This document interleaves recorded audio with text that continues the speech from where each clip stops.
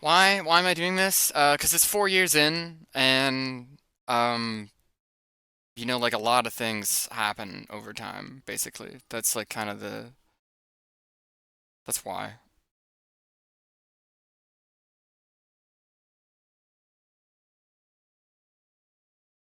And a lot of stuff changes in time, and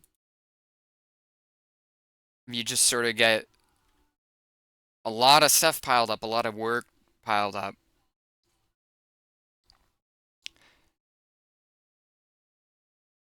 Please do not, please do not use their kind against their will.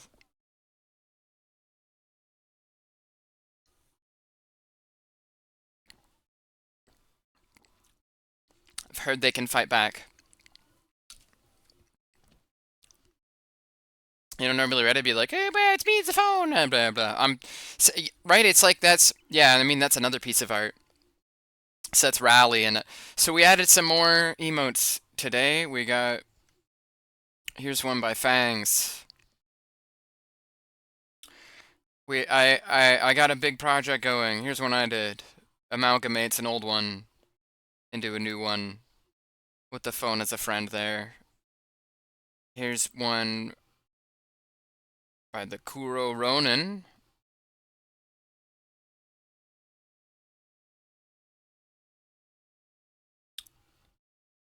There's another one. The Kuro Ronin.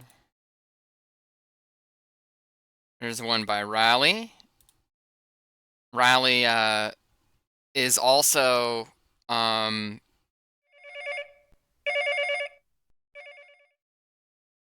the contributor to this model here. Is mainly made by Rally, and Watch It rigged it.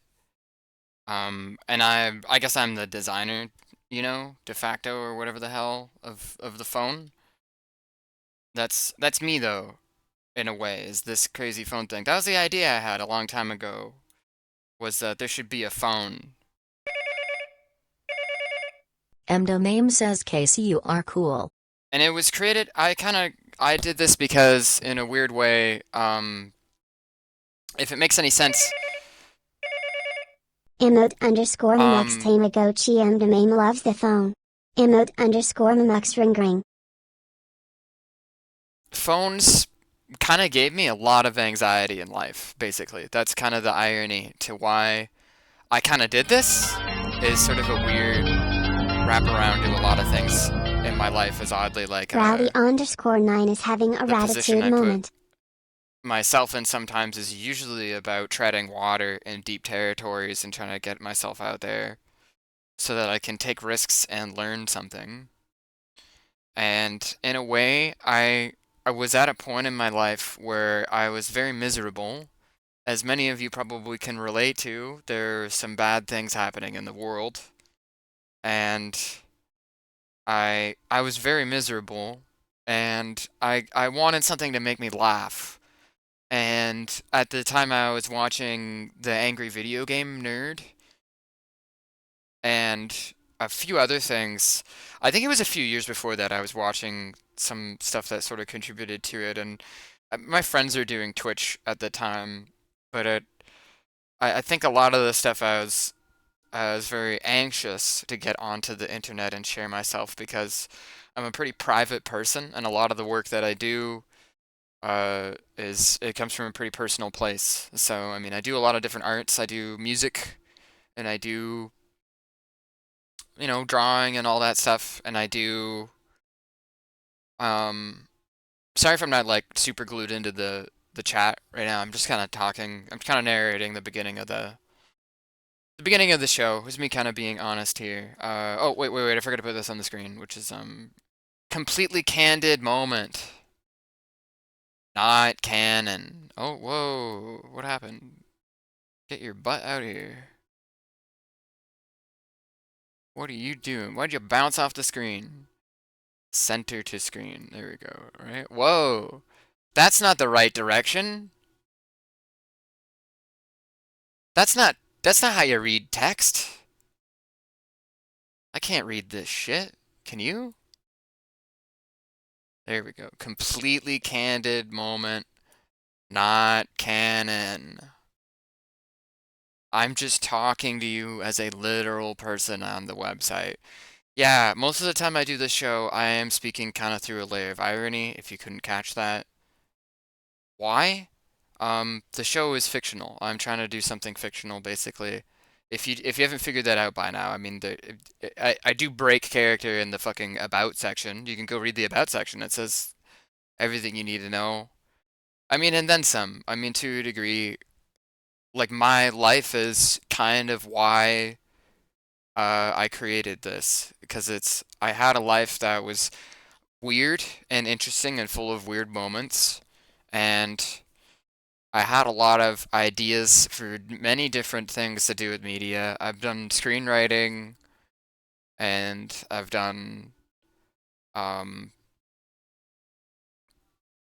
like I also write like kind of like journalistically type stuff. I didn't really blog much, but I used to do just like little poetry type stuff. But anyways, like my goal is to at least publish like a novel or something sometime, at least one or two or three. I have a few ideas, so it's like I work away at them.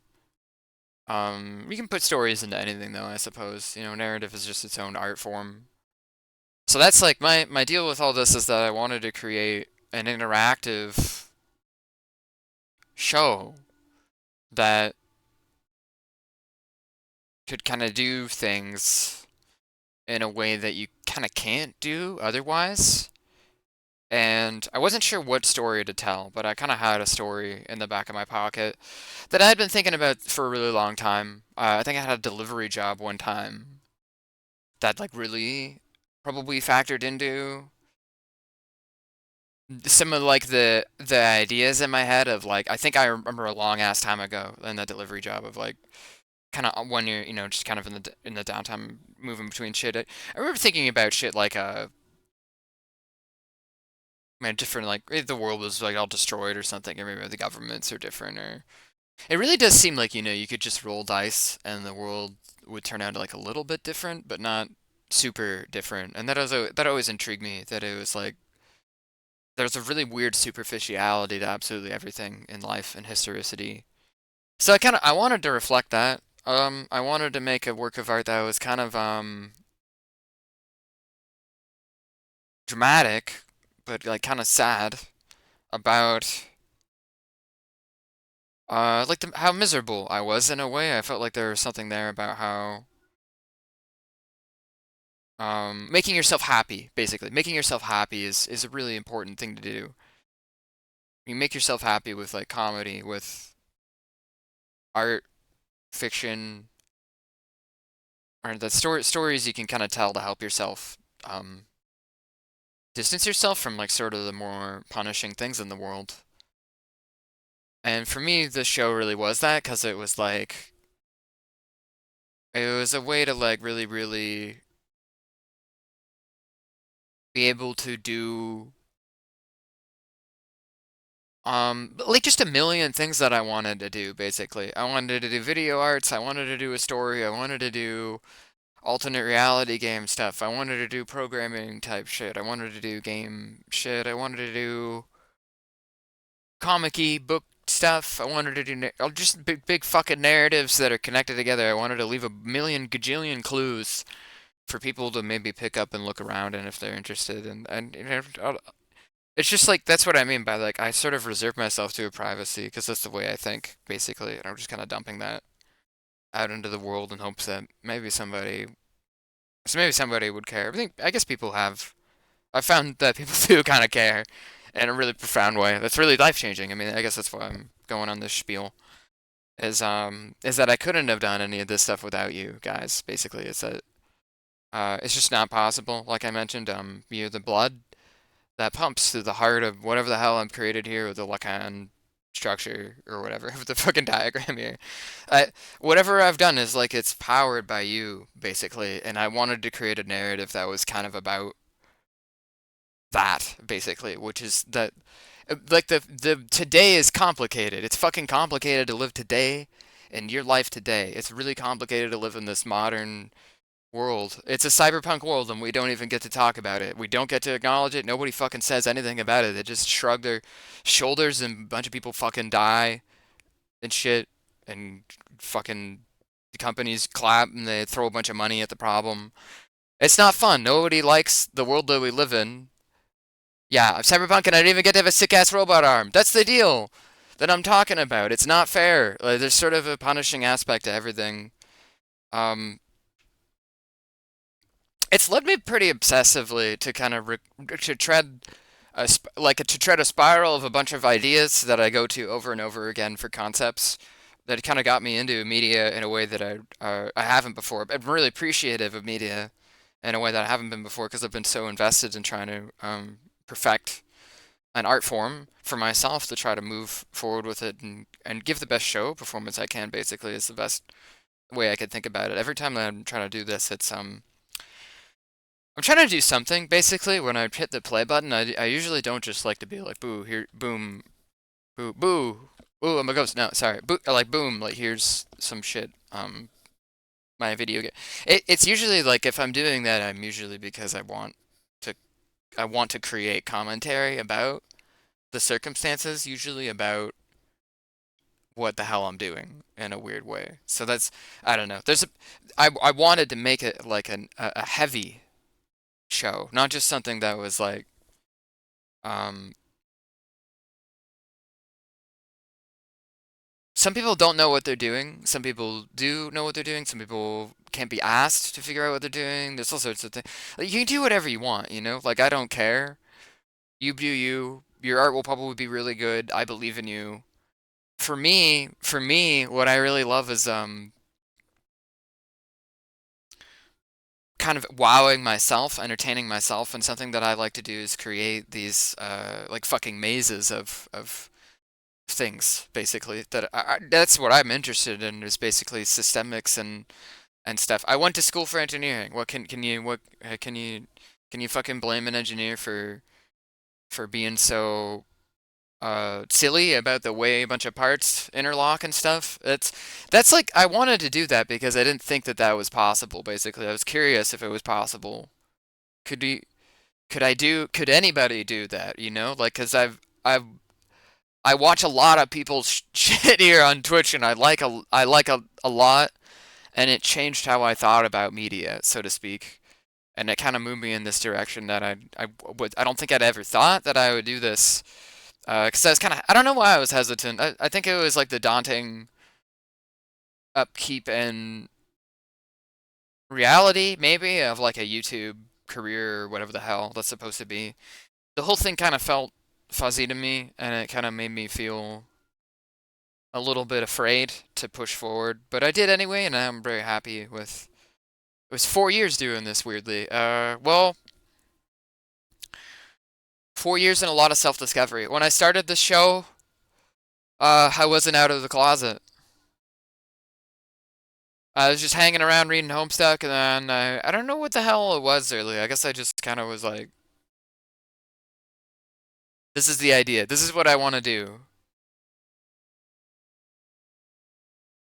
This is what I want to do, and it led me down a path of self-discovery I didn't think I would experience, which is like I self-actualized so much more than I thought I would. Um, the Homestuck is the markings. It was like the little, it was like the fucking gnaw marks at the side of the eggshell, I suppose. VTubing corrupts. It was a lot of things. Because I wanted to do a live action show. And it was like I was nervous to get in front of the fucking camera, so I did the show as like a you know like let's play footage of there's nobody there like game grumps or something, you know, something like that. Oh I've been very candid on Demame's channel, and it's been really like therapeutic in a way because it's like it's a little bit more like like a stand-up comedy act maybe, and like it can kind of drop the alternate reality game type trappings and shit, and it can just be sort of like a funny meme. It feels more like hanging out in an internet forum, which I kind of appreciate. And it's like, yeah, I say a lot of things, by the way, guys. If you're new here or something somehow, um, I say like storm clouds of information, and then I just sort of shrug and expect everybody to understand me, which I've kind of learned to behave in certain ways because of that. It might be the source of the contrition of why I created a show that was so satirical, essentially. Irony is a cage, though, so you don't really express yourself the way you fully want to. Um,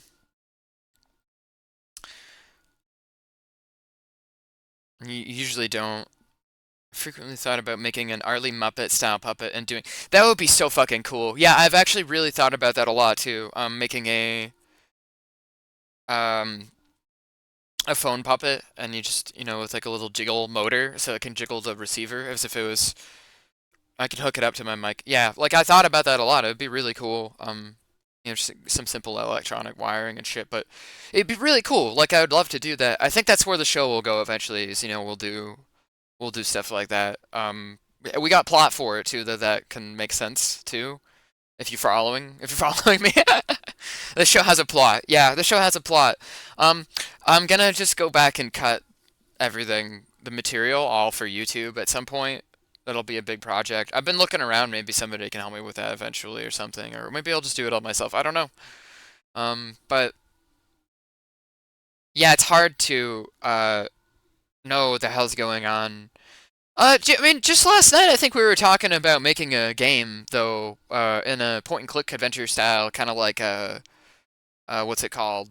Humongous Games, like Freddy Fish and shit, and all like that. I kind of make art looks a little bit like that, anyways. So, and I love making little babby toy clicky click stuff. You click the thing, and then you jiggle the baby keys, and you go hee hee hee, and you clap your. Like I like doing that. I like playing on baby keys, and I like making baby keys. So. It might be a calling of a kind. Anyways, I'd really like to. It's like a little puzzle game too. A lot of the time, right? Little tiny little puzzles for kids like 6 and up. Anyways, I just mean like it's yeah. I think it would actually be a really good way of just like taking an analog of the show and condensing it down into a little chunk and being like, yep, that happened here.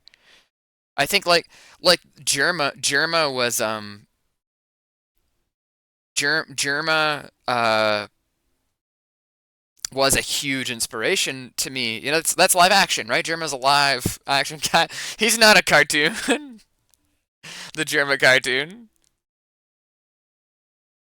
Holding baby keys like they're Wolverine claws. Yo, so true. I do that with my keys all the time. I'm like, he's not? Yeah, I know, right? I hate to break it to you. Oops, sorry. Sorry, I broke the AIG.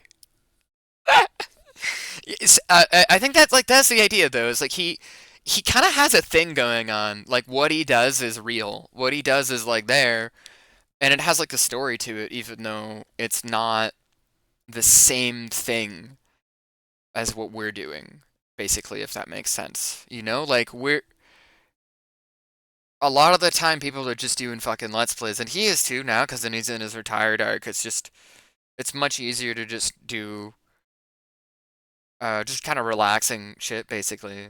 I don't blame him. I don't blame anybody for doing shit that's not what I'm talking about here, where I'm doing some elaborate fucking show thing with like a gazillion reasonings behind everything. That's hard to do. It's not easy to do what I'm doing, and I spend hours on it, and then I think to myself, oh, is this impressive? I don't fucking know. And then it's like I've spent hours on it. I have no idea if it's impressive, but it probably is.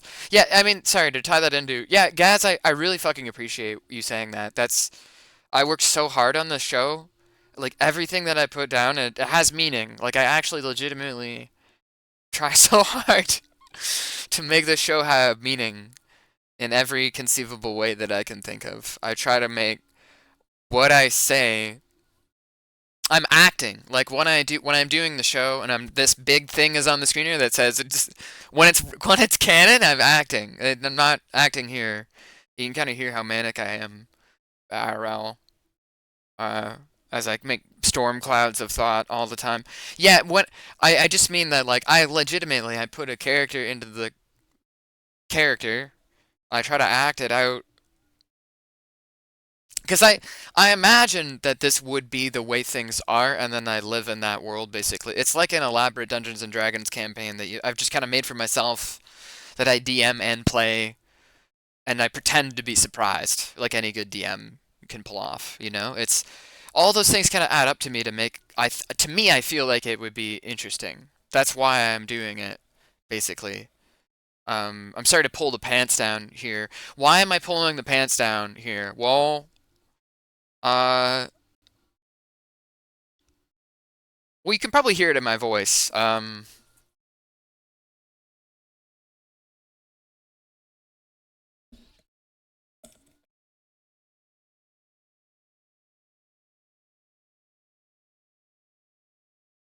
It's too hard to unpull plugs.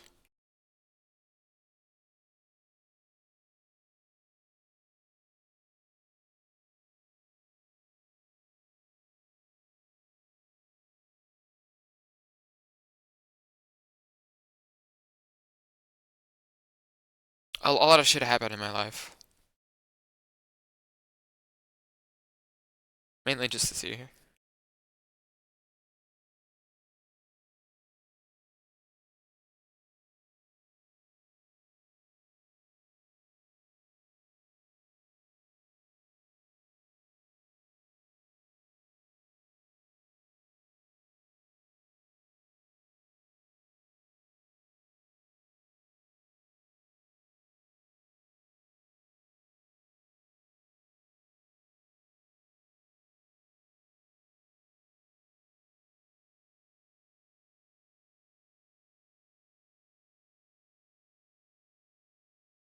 I'll be okay. It's just life though.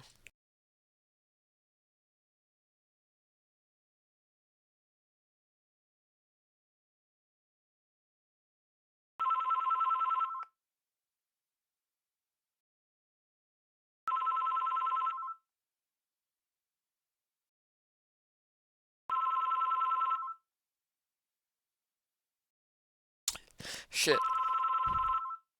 Line 397M Thank domain you. gives some head pats. Yeah, just so much shit happened, and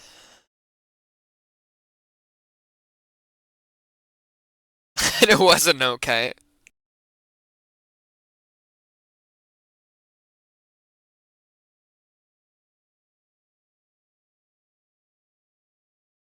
Like if anybody's been wondering, like, hey, why did like the schedule change around? I started announcing shit. I was like, hey, we're gonna do more this year.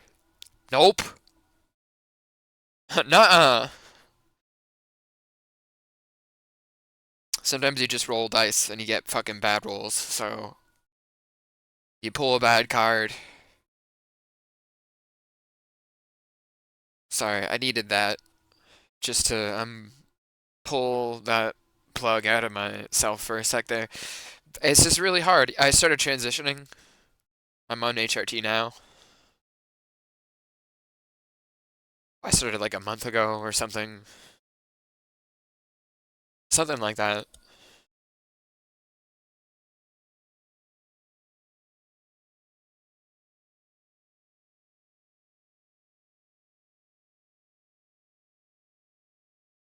I learned a lot about myself, definitely. Like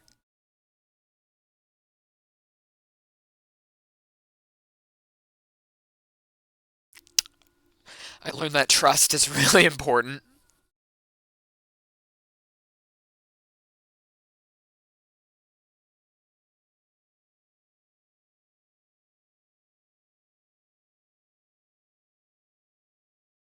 I've been very attached to this album here.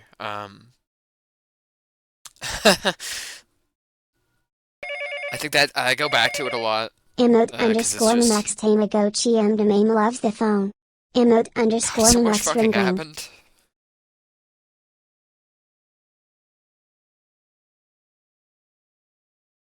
It's like I guess the story is like a cheers to you if you felt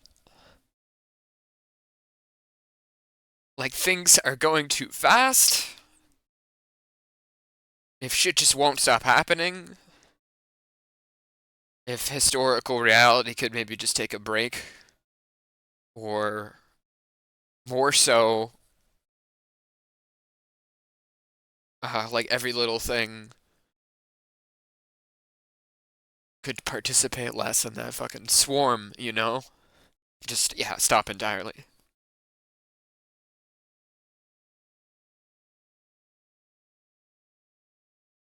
And I'm in a vulnerable position because it's like I made this story because I know a lot of stuff. I just know a lot of stuff. Here's more candid stuff. Like I worked for my city as an engineer for a bit, and there's a lot of stuff. Like I was an archivist. I did historical work. It's like I just have a perspective that I think is probably not what people go through a lot though. I don't know. Just go look at the guy Flesh Simulator or some shit, because that's kind of close to actually the exact perspective. I think he just did a Q&A the other day, and he's like, yeah, I think he said electrical engineer was what he used to do. It's like, oh brother, the wire. Ah, cyber. It's so funny though. Like he's a really, I really respect his ability to have created a confidentially open instead, like not like not like it's about the confidential. It's about that stuff. Acknowledges that the clandestine is real, so you don't have to feel like a fucking nutcase. I made this story because I know shit, and people don't listen. They don't fucking care. They do not care. They will not listen to you. People will not give you the time of day. They've already made their conclusions. They need fiction. They need fictional stories to help them. People can't make sense of the fucking world. It's too goddamn complicated and there's way too many variables. We default to petty problem solving and patterns like that because we don't know any better. I don't know. I guess it's okay. Does that sound too cynical? Maybe that's too fucking cynical. I apologize. All I mean is that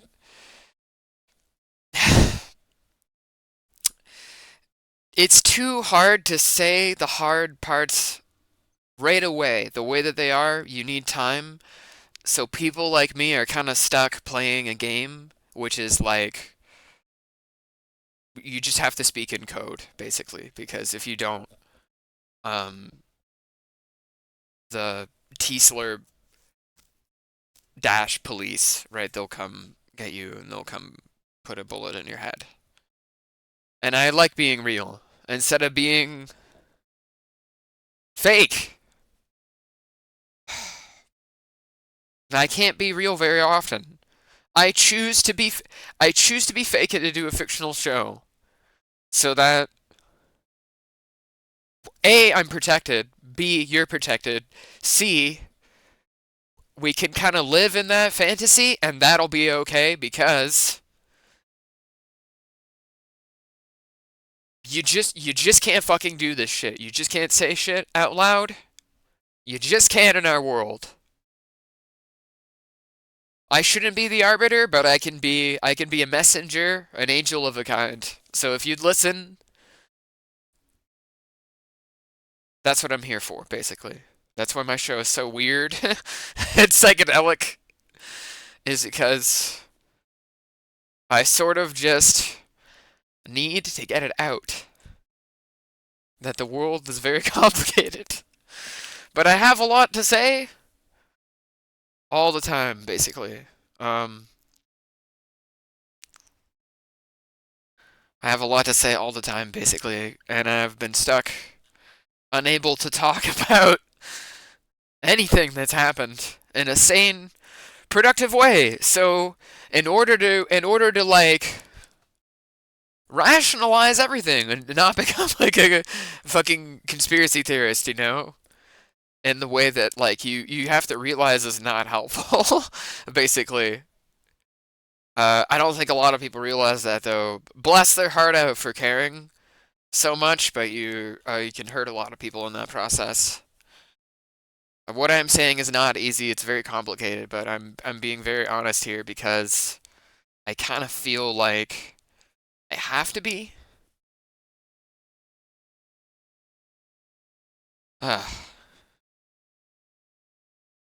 Number one, I know a lot of things, so I know the world will get better, but I also know that the world is really bad for a reason, basically. Um, in order to understand that, you'd have to read a lot of fucking books and shit, and people don't have time for that. They don't have time for most stuff. They don't have time for most stuff. So I guess eventually I reached a point in life where I'm watching AVGN. Can I maybe, I think it was that in the, you know what's bullshit? Like that show. I think it's very, like, helpful.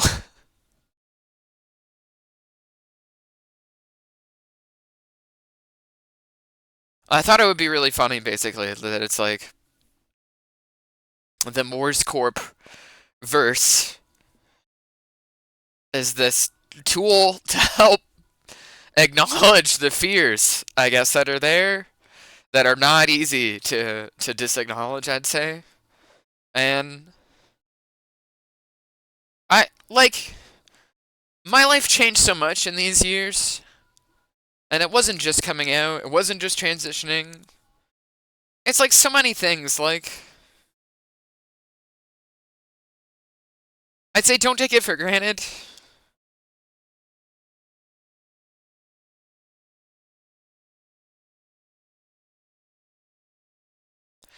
There was something about this whole thing that made me really it was AVGN plus like the way everything has been going. Basically, it was that plus like I've been reading a lot of Thomas Pynchon, and that guy's nuts, right? With his like crazy holographic conspiracy books about the United States and shit. And uh,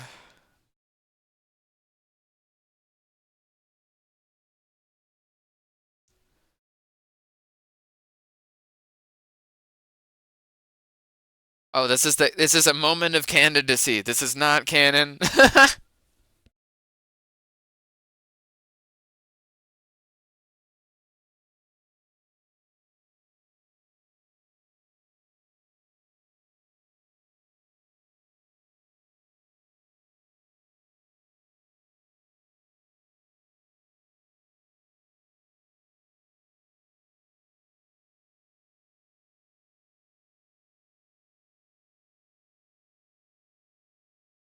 Thank you.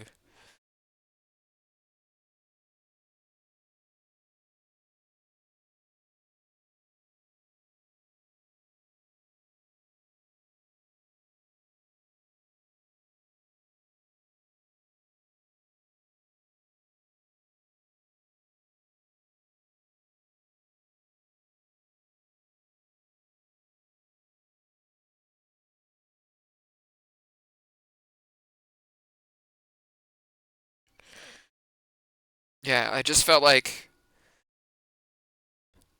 nobody else was telling that kind of story. It's a real type of thing. Like it's like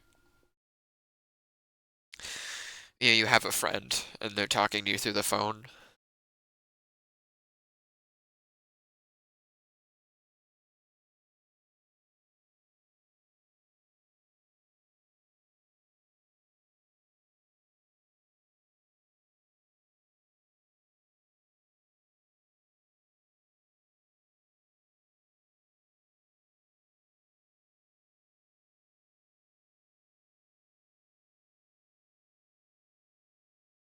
I felt like it was sad to live in a world where there was so much uh time that people didn't have. I'm just kind of I'm trying to do my best to create like a this of AVGN, a Germa of trying to communicate. Like the sheer difficulty of a lot of stuff. I've got schizophrenia, but nobody if you didn't understand or know.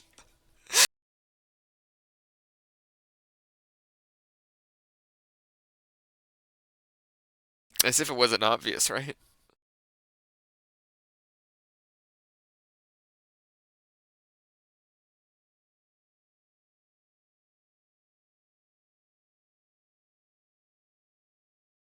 So I wanted to make something for people who feel scared and like nobody understands.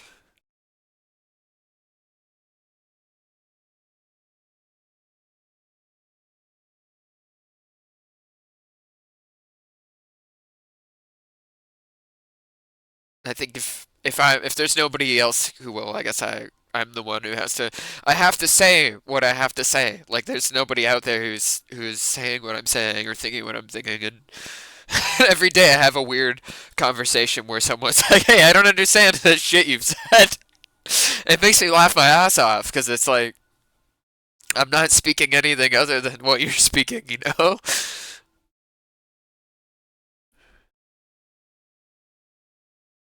To think that English could be so alienating.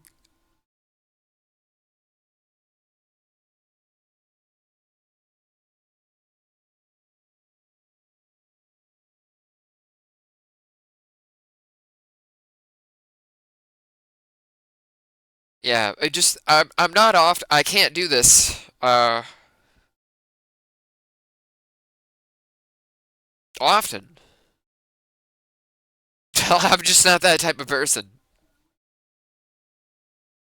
Other people kind of want a space to do that, and I guess I don't. And if I do, then it's I don't know. I've constructed it somehow, or that's why I really like being on like a friend show or something. I don't have to. Um,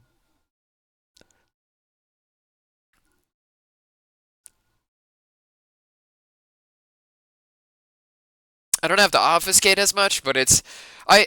It's just that there's layers to that. If you can understand the way I'm reacting,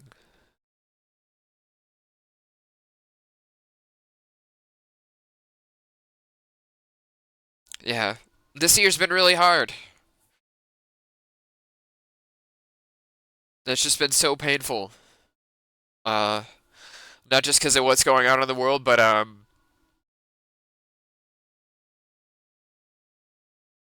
uh, I had a partner of like almost a decade, basically.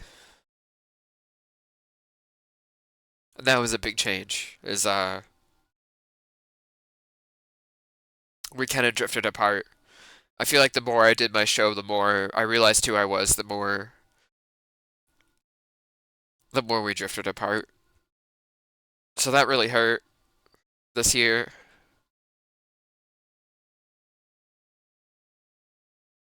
And I wish I could just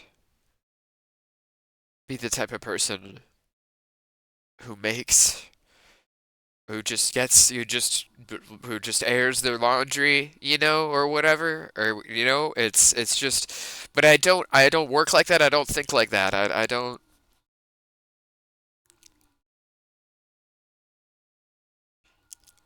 I don't know how comfortable I feel like that. So right here for this amount of time, whatever the hell you get here for this whatever this beginning hour of the show or whatever it is, or I made you wait like 20, 30, 40 minutes or so, some shit like that. So maybe under an hour now, but that's kind of all you'll get, basically. And I'll go back to don't mention this shit to me, please. You know? Because it's like,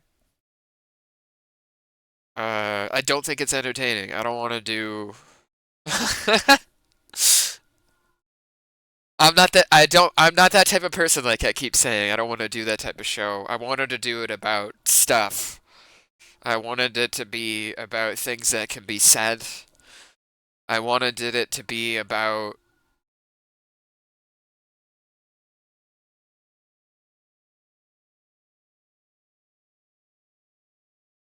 something that has a lot of meaning to me, I guess, which is just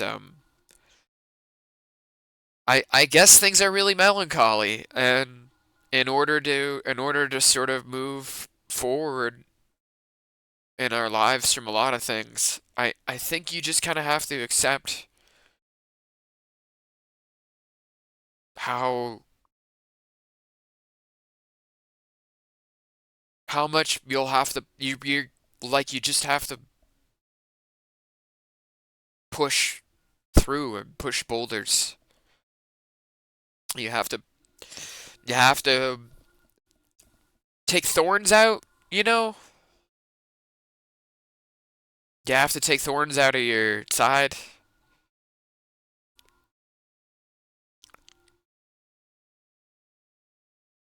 I think if you're not able to, it's you'll get stuck.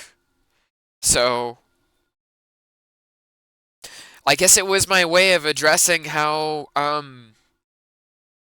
complicated and painful that it kind of feels to have to navigate through like hundreds of years of history, right? To understand something. And you know, in a sense of like you pull one thread and it just kind of keeps going. You start asking questions of inequality and if things could be better and you're surrounded by a lot of people that simply don't believe in the future. In order to persevere, you do have to be able to do something that I think a lot of people can't do, which is which is to figure out the impossible, quite literally. Sister fist and her big boulder. You have to be able to see things through, even if it's impossible, basically. Otherwise, we can't have good. You have to be able to give up shit, and and things will get good. I think you know if you put yourself in a place where you can actually understand. You need reflection. You need time. You need to get into your own head, and only then will you'll fucking stop hurting yourself like that. So that's I wanted to make a show about how fucking stupid everything is. And how inefficient and upsetting and mean and awful so many fucking people are, right? Like villainous, shitty people that we're fucking supposed to think there's an easy answer to, and we're supposed to just be polite and demure about such an insufferable pain.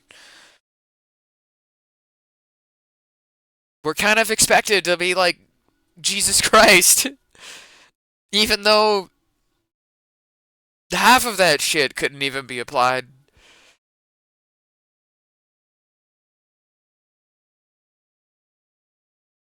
Because we don't fucking redeem each other, it seems like, in this state we're in. We could try a lot better, though, I feel like, with where we can get. If we just. If you can tolerate and listen to me and my crazy shit, I guess there's a lot of people out there who I'd argue are just as fucking upset.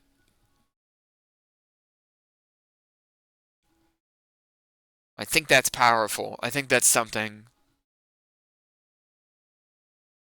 A rough, dystopic world that's been bankrupted and spent.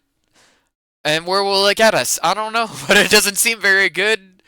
And we're gonna end up with it anyway. And it's so senselessly cruel that we're gonna be sucking sludge on the side of the road, basically, because that's who we are.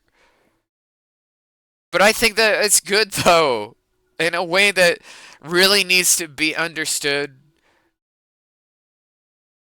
utilized for all the power it has. People are such trash, but I feel safe with you, trash.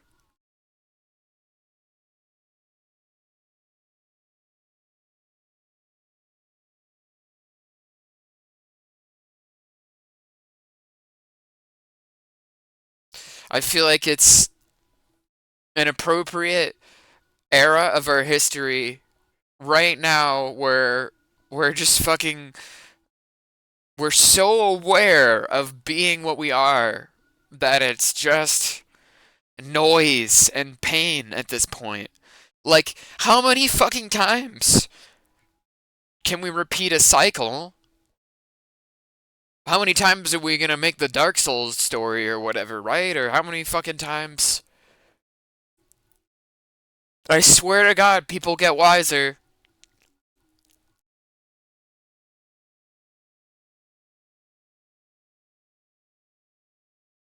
If you can see, I guess what I'm showing with the show, an odd screaming, clutching mechanical feeling that you are the machine, you're part of the machine, you're like the birds, the bees, you're like the fucking trees, you're the flowers and shit. You go outside, you take a walk, you're the rays of sun beaming and all those things. All these things were reproduced to get you here. And then you're gonna get chopped down, screaming, put into a fucking canister or something, maybe sold by Morse Corp. Fucking Loch Ness Monster might as well be smoking Marlboro cigarettes. That's what I think. I hope this show lets you giggle and laugh at how obsessively stupid it all sort of becomes. Maybe when we aren't able to push past things, or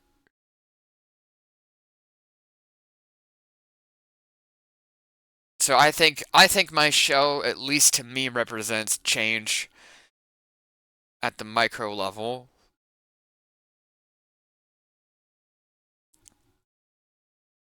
where a whole other world is they're reaching through to you. If someone was fucking watching us right now, I don't even know what they'd be thinking, but I imagined a world even more cruel and worse than our own, looking at us and being like, man, that guy's got it pretty good.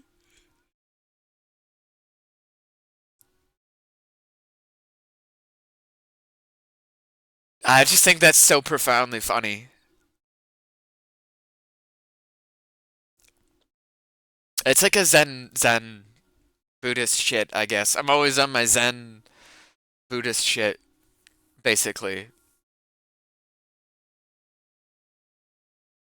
I'm on my Zen Buddhist shit. That's where things just sort of add up to each other, and all I'm really asking, I guess, is for some patience. And I guess that's why I love you guys so much.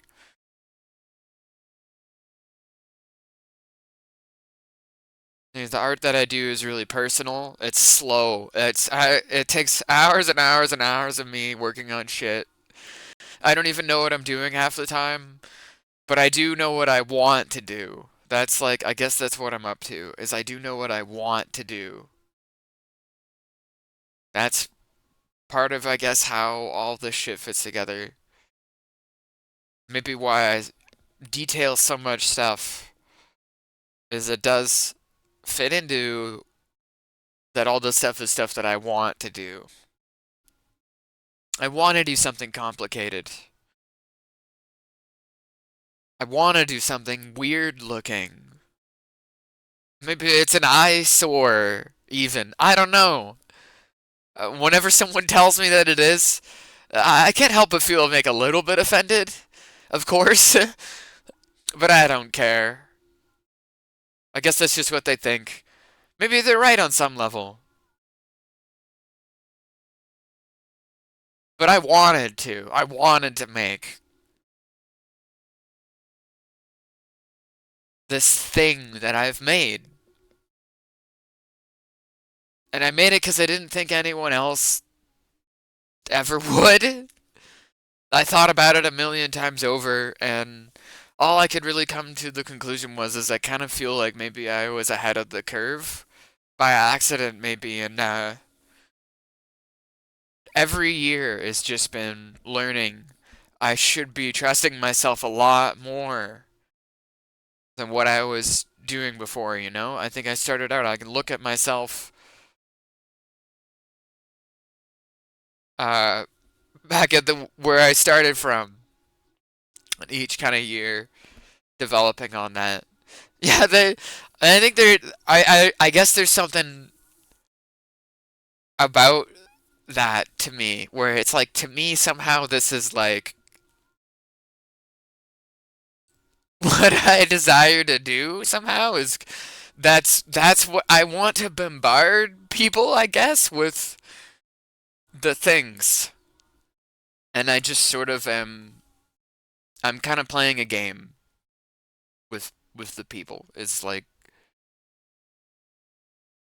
look at this shit, fight your color blindness, I suppose, if you're colorblind, or some other visually thing that I'm being insensitive to a degree, because I can't,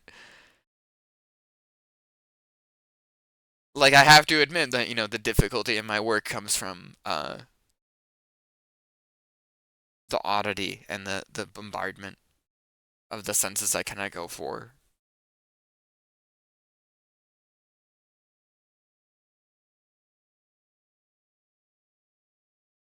I think I've been learning different strategies to help balance the two things.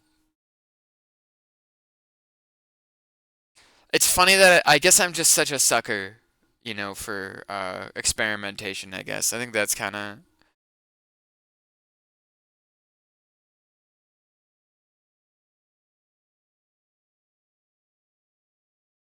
never I'm always ahead of myself a little bit too much, you know? Like, it pushes me to observe my own work from weird perspectives, I think, and then keep iterating it.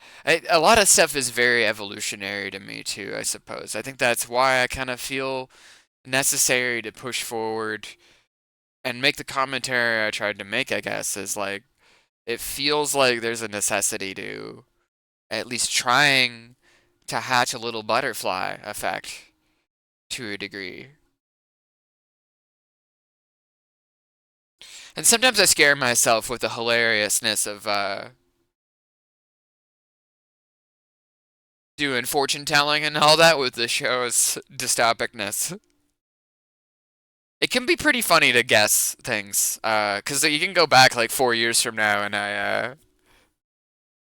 I did joke repeatedly that like Morris Corp invested in it or something, that like to get Nintendo to make Donkey Kong 64 Odyssey or something. So it's like, I don't know, guys. Sometimes it feels like something's listening to me. Hey, I'm kidding here too, but it's like, hey, you never know. They did make Donkey Kong Odyssey, so who am I to say? For all you guys know, I really am from the future.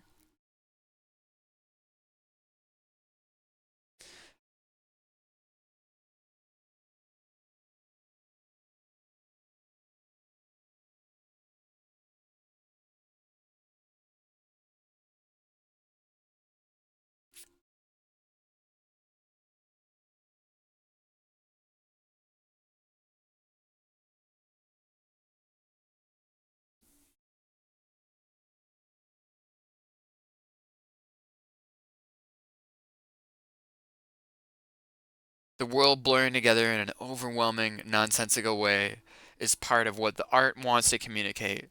At least that's what I read off of it. Thank you, Taurus. Yeah, thank you. I always really appreciate the insight that you engage with my art in a really genuine way, and I've always really appreciated that. You guys, when you're here and you do give me that time of day, it just makes me feel so fucking happy, because I I look at everything else in the world, I look at everybody else's stuff, and I can't help but feel like I think I'm gambling, you know? I don't think it just doesn't feel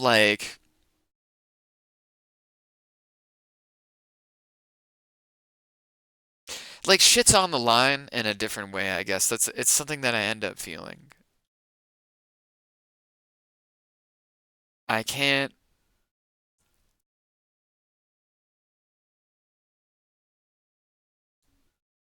I can't be what other people are and what they do, but I look at them and I think to myself about what do people want and stuff. So it is hard to think of my fucking pretentious ass as all that helpful.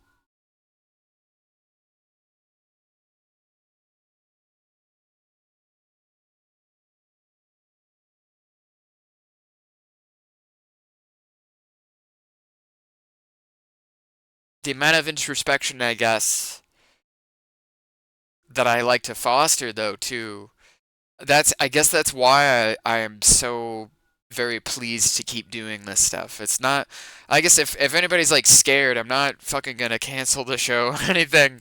I'm actually trying to explain how the show is not canceled and we're gonna keep doing it and shit, but I had a shit ton of difficulties this year. It was really hard to keep going this year.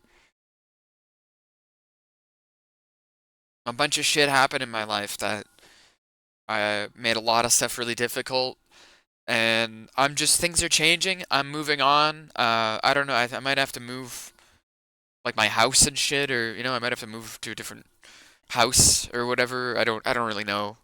Uh, shit's just different now, and I'm gonna hold on for as long as I can, but uh, like it's very likely we'll get to I'll be in a new location and shit. I might have a different setup for the show, and we'll probably get a bunch of improvements going. I'll probably be able to do all the stuff that I've wanted to do. I'll finally probably have my own place to do all that, like I'll have my own place to put all that, there's people in my life they're getting involved in my life in a really positive way that like every day I'm communicating with and I'm getting confidently in a place. It's like, hey, I can fucking do this. I can actually I can have a place of my own. I can do shit on my own now. Maybe I can move on and I can uh, do the best that I can do in a place of my own. And that's what I'm gunning for. With your guys' support, and I guess also along the way, it's been, it's been a lot easier it's been a lot easier to keep doing the show. Like I know people care in a way. Is I I never thought that people would care about any of this.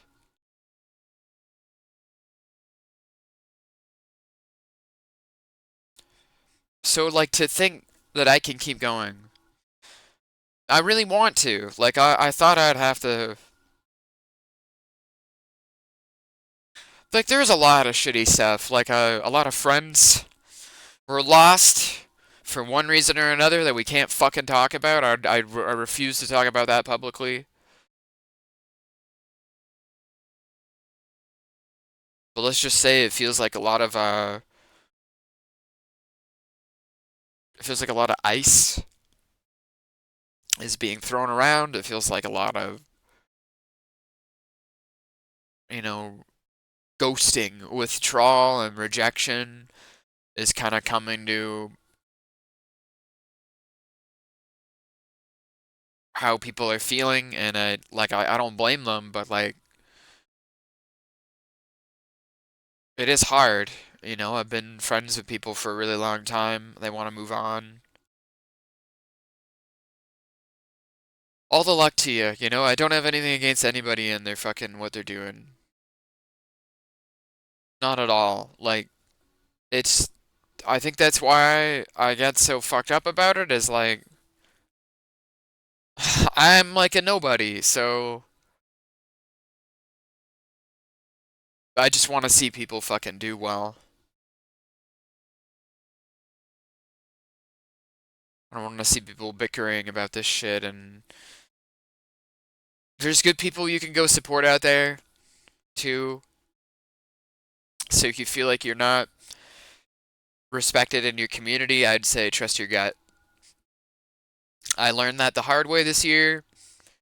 Good communities are honest and real, and they'll have fucking discussions like this, and they won't be weird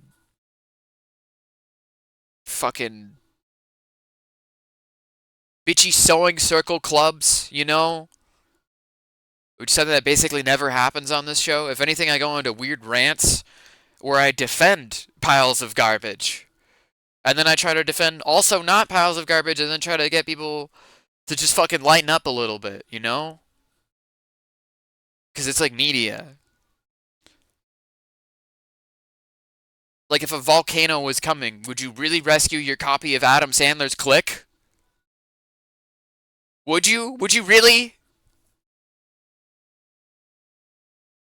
Anyways, all I'm saying is like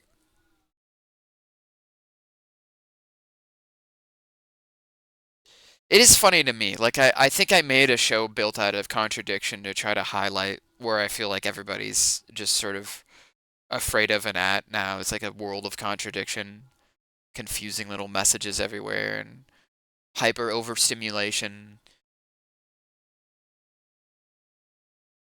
Like I wanted to combine aspects of shopping malls and vaporwave and also hyperpop and all this shit around and video games and alternate reality games and horror. I think because of that overstimulated feeling,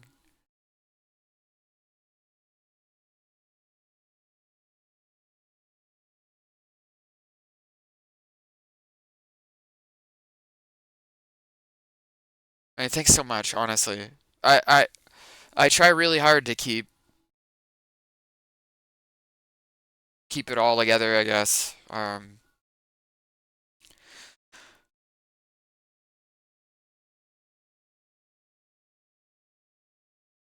Despite everything, you know. And it's like it's really taught me that it's not just that I'm grateful for you guys. It's like this is what I should be doing, you know? Like this community is important to me.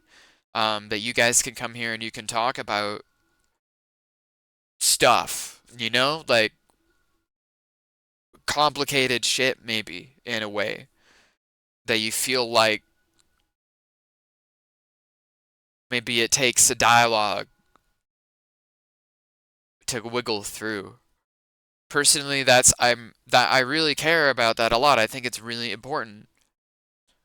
And that's what I want to provide. And it's I you know like there's all sorts of shit to watch I guess on this website, but I guess if people want this type of content, whatever the hell that I'm able to provide, then it fits into this weird little. It's not just hanging out to me, and I'm not trying to be like a fucking lecture hall. It's like it's more like a fucking like like a it's like Alcoholics Anonymous. It's kind of what something like that. Although it's not really it's not really something I think all I can think of is how the melancholy is a very prevalent thing in the show.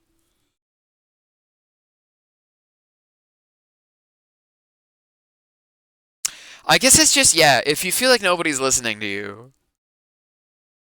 I'd love to be able to reverse that. I'm even sort of parodying that someone is listening to you at all times.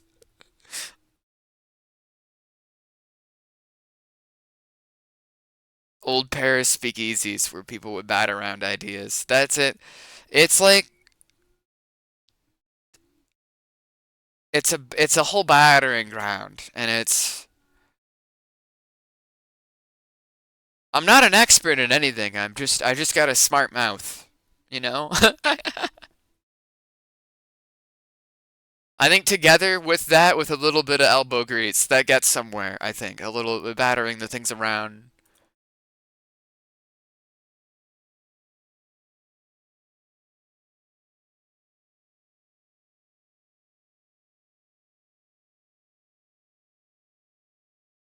I guess the thing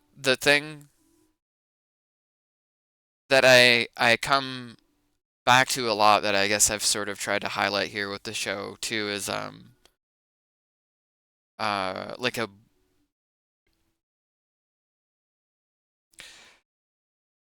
I kind of feel like an answer to what I am presenting as horrible and dystopic is that there's an overwhelming kind of patience that is offered by the natural processes like nature. And kind of this background here, I tried to make some art for this anniversary. We're going into a new era of the show, and this is kind of more security camera footage looking stuff. Um, I love that there. There could even be even more than that. That's fucking awesome. Thank you so much, Taurus. I think the idea that I guess I'm kind of getting at with the show, that I guess I'm offering as a solution to this misery and melancholy, is the peace that natural processes offer, like things overgrowing and beginning to go back to where they were. And it's almost acknowledging that what is peace on the outside is also a form of terrifying sense of change, because to be overgrown, I think, is to give way. I think it's to let go. And I think that that is horrifying. I think people can't do that. I don't think we're in a society that lets that happen. And that's why I guess I depict in the show such an awful, violent, horrific series of things that lead to where like the canon of the show is at, where Moore's Corp presents itself as all powerful, but very clearly has some splaining to do. And there's sort of a lot of irony to the way the show is sort of getting at that they're in a shitty situation. Maybe they envy us for having not maybe destroyed our world yet. Something along the lines of that. So there's something yet to be said about it, right? That they, I'm not just showing that the world is shit. I'm trying to show that on the other end of that, things will change and they'll grow. And I feel like that parallel and that other hand, the chiral identity going on here to the craziness, keeping cool of that craziness might be that there's a lot of patience in things that are changing like that.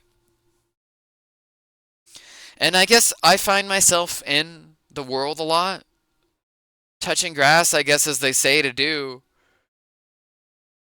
The show itself is like really based off of just a simple premise of if you were stuck outside homeless,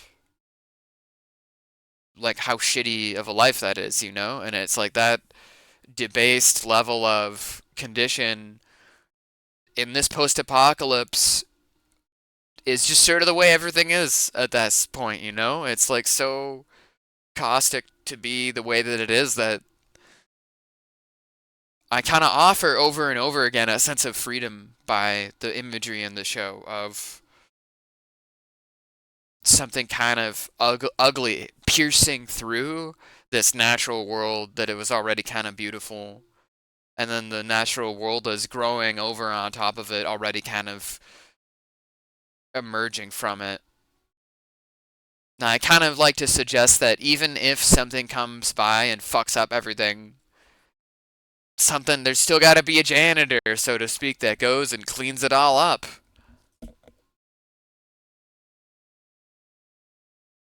Things just sort of don't end.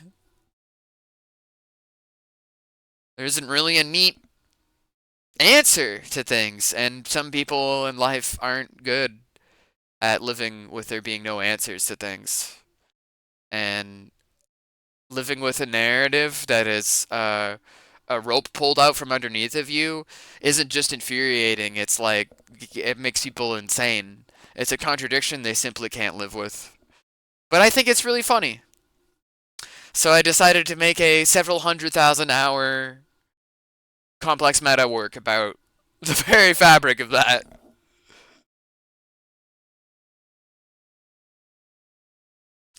If this makes any sense of what I've said here. I enjoy this candidacy here, being candid here and just being honest because I've never done this. I've never done this ever on the show. I should have. I would have a camera of me and I'd wave at you guys if that meant anything, to me to do. I was thinking of doing like something. I don't know how to describe it. Not a webcam, but like you guys get it. My version of that, you know? It's like you guys, you could probably get it by now that when I do a thing, I don't just do a thing, I do my version of the thing. That's why I do the show that I do. I don't want to just do Let's Plays. I don't just want to do Jerma. I don't just want to do VTuber. I don't just want to do React content. I don't just I'm what I am trying to do, I guess, is I want to do my versions of these things because I guess it's one for one it's my commentary and secondly I guess I just think that in that process, trusting that process, these parts of it make something very unique and beautiful. If you'd allow me to demonstrate myself in that way and to show you that I think that the very, very terrifying aspect of nature that you zoom in on this shit and there's like little ants fucking you up and there's if you like pull the leaf off of one of these things here and you look at it, there'd probably be like little creepy aphids or something, like eating it up. Is the plant screaming? I know I'm screaming. I guess that's what I'm doing with my show. I guess my show in a nutshell, besides besides this shit, right?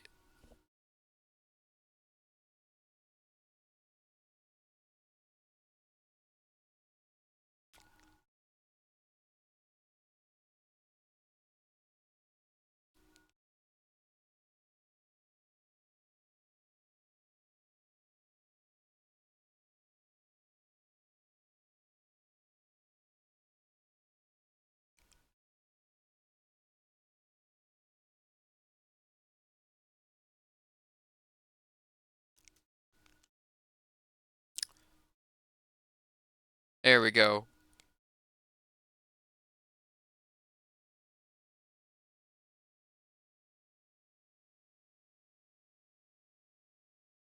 That's a little better, huh?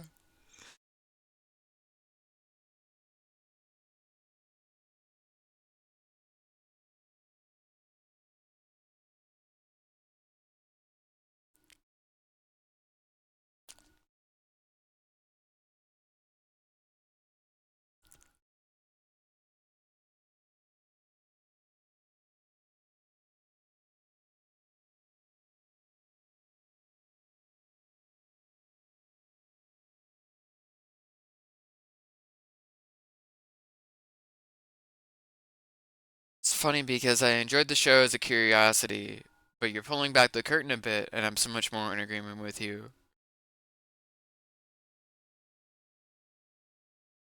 Thank you.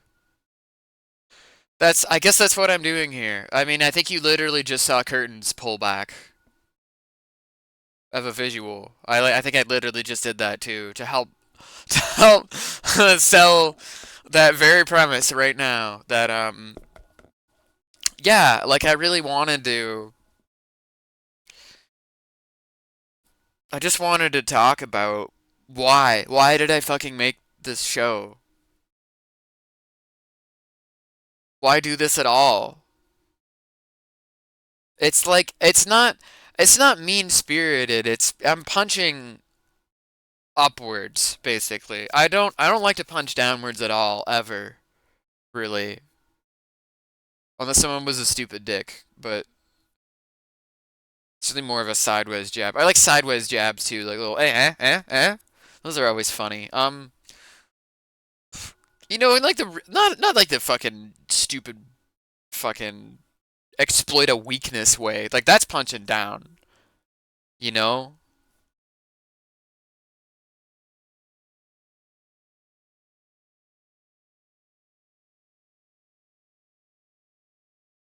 More like ribbing and more, like the way that like someone just said something and it's like, "Hey, you just said that." And then they're like, "Well, oh yeah." Like I think that's pretty funny. We can all acknowledge that we're an asshole every now and then. Um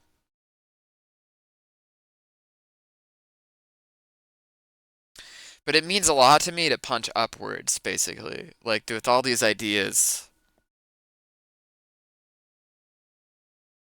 I guess that's what I see in someone like Germa or AVGN or Game Grumps or any of this stuff. Like whatever they're doing, I already like. But what I want to do, my version of it is this version, I guess, that is more suited to my interests, but also like I don't really Game Grumps doesn't really like this, right? There's none of these things are like what I'm doing. I've got something that I've come up with almost by pure accident.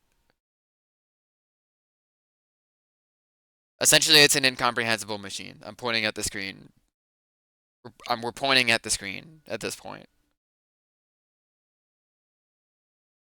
It's yeah, it's to me, I guess it means a lot to take these ideas and parody them in a way that is genuinely like really funny, I guess, because it's like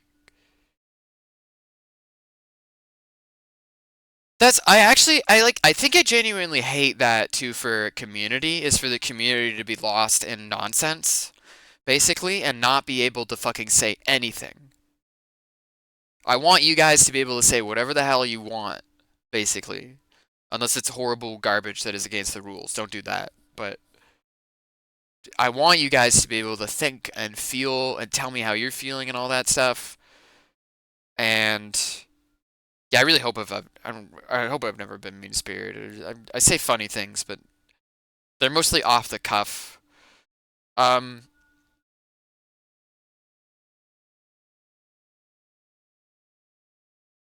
they're a little bit too heady too to be like genuinely insulting, in a way that's like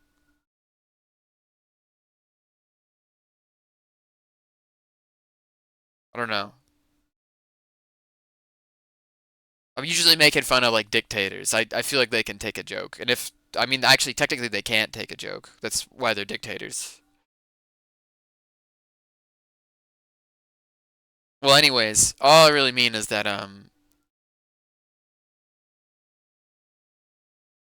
doing versions of things like I don't want the fucking community to just be like haha zoop dops and then people come in here and they're just like we're all just like fucking haha you don't get it. I just like I don't know. That shit's stupid to me.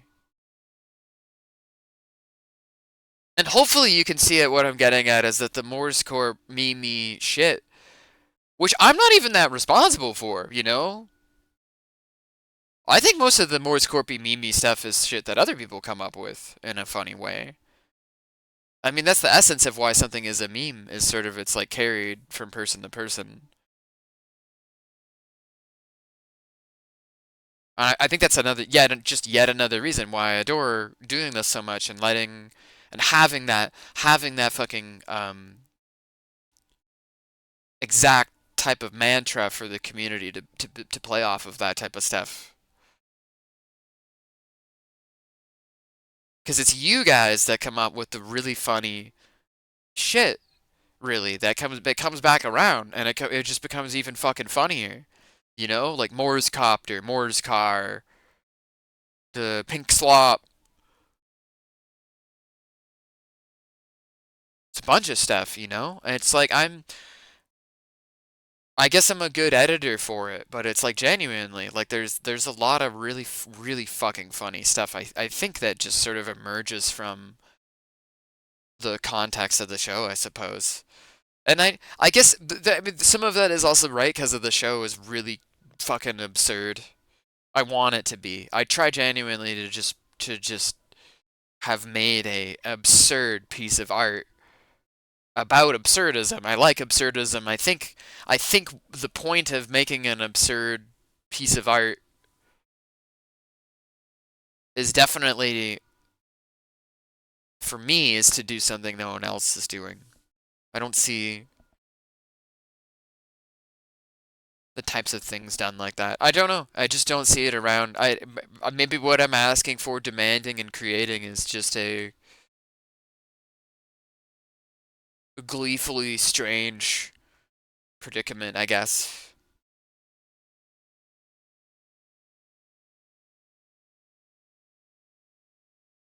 I guess I don't blame anybody too for being like, huh? When they kind of come in here. But I hope to have curated a presence that is not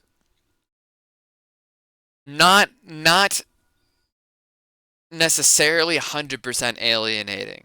Like a little bit inviting so that if there is that Mimi gleep glop, whoa, you about shit, like at least people can kind of figure it out on their own. I think that's kind of the difference that I really hope to make in that way. Is the absurdity is more of the spine, like in a SpongeBob-esque way, than something else. Because I want people to be able to click with the material no matter what. I don't want people to be able to I don't want people to look at this shit and feel like everything about it is meaningless, essentially.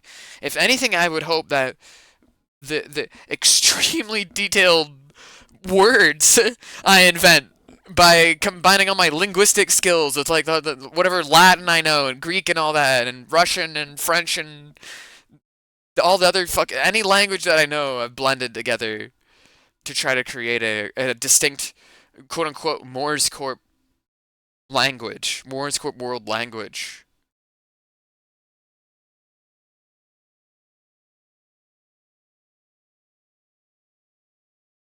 Yeah, that's exactly it, Taurus. That's exactly it. Just kind of leaving that ambiguity there is I really want people to do that. Even if you're not good at the yes anding, picking it up, it's like that matters so much to me. I don't want people to be like, "Oh, fuck, it wasn't for me." People were just saying gleep glop over and over again or something. And then when I asked what it is, people were just like, "You don't know?" Like, come on, guys, right?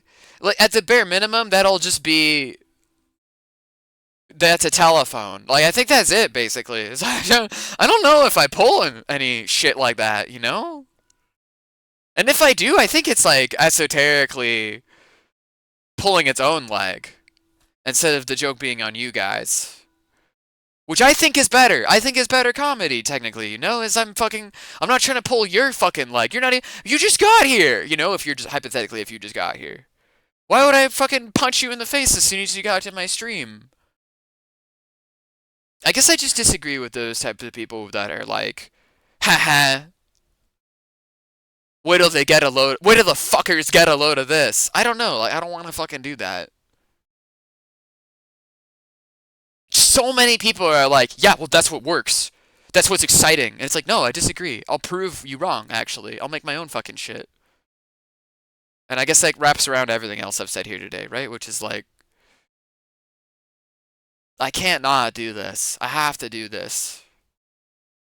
Otherwise, we'll have a bunch of those guys everywhere. And I have to say, I just want to get this off my chest. I don't think those guys are very fun. I haven't had fun with those guys. It actually genuinely feels mean spirited. And if there's anything that I'm not, I'm If anything, I'm the fucking butt of the joke for being so pretentious. And isn't that better? I sure fucking hope so.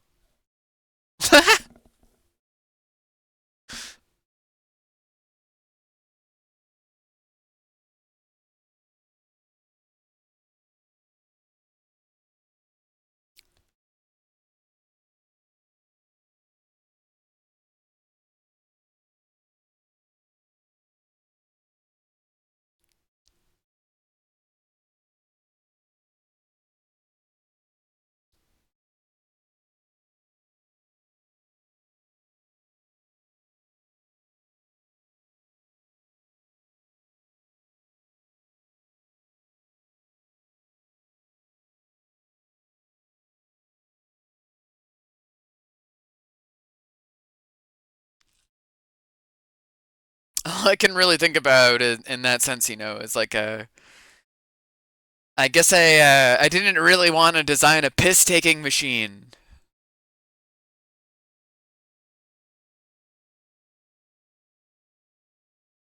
Yeah, and I like that though. It feels like I'm doing my job. And to me, that's what works. So if that's, maybe I got my own metric. Maybe it is good, right? Wanting a thing no one else is making. That's why I'm here. Yeah. And to me, that's what's working. I like what I'm doing.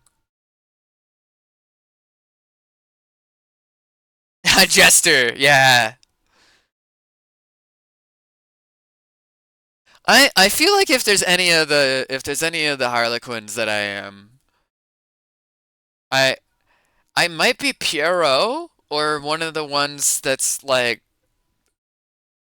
maybe like the Zani or like Harlequin, Because it's like I kind of operate a little bit more in the background, right? Rather than uh like the straight up fool who's right there. I would say the Casey character operates maybe more of like a wise asshole role in that they're like the CEO, right? They're a little bit elevated. I can't remember which one of them they are. It's like the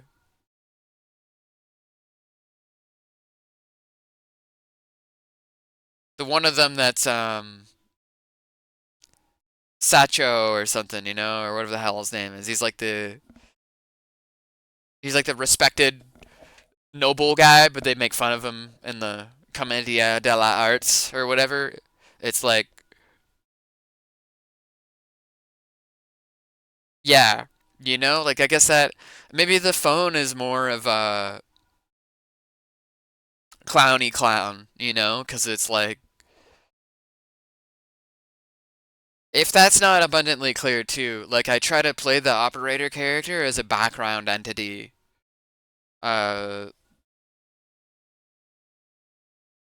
and I think to me the subservience of people's position within the Morse Corporation is like a really big commentary that I've been trying to make.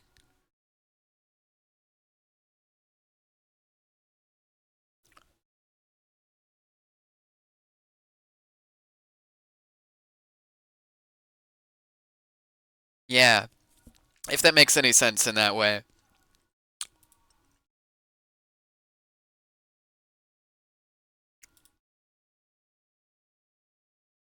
There genuinely are characters in the show and stuff, and I've really segmented it into these sections. So like we're at the 4 year mark. I'm not gonna spoil anything, in me talking here non-canonly. I'm not gonna spoil anything. I'm not telling you about the plot, but I will at least recap to you some of the stuff that we've been through over the years. Well, technically, we already did that in canon of the show. So maybe I don't need to do that anyways, because I think I already did that.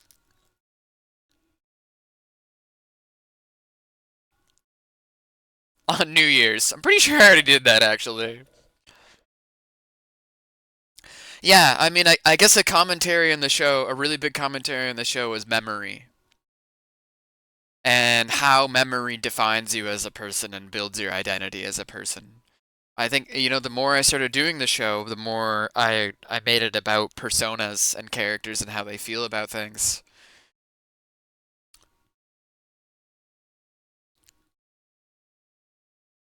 I missed the start of the John lore. Oh my god, that's really funny. It's hard to even pinpoint sometimes when I bring stuff up. Because there's a big binder of shit, and then I started and I just started laying shit down, and then there's plot also that develops what I would want to say as a character.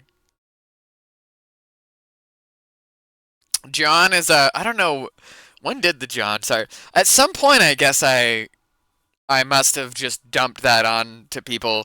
Like, it's literally a joke that it's probably 3 or 4. Like, it's actually as old as the show, basically. It's like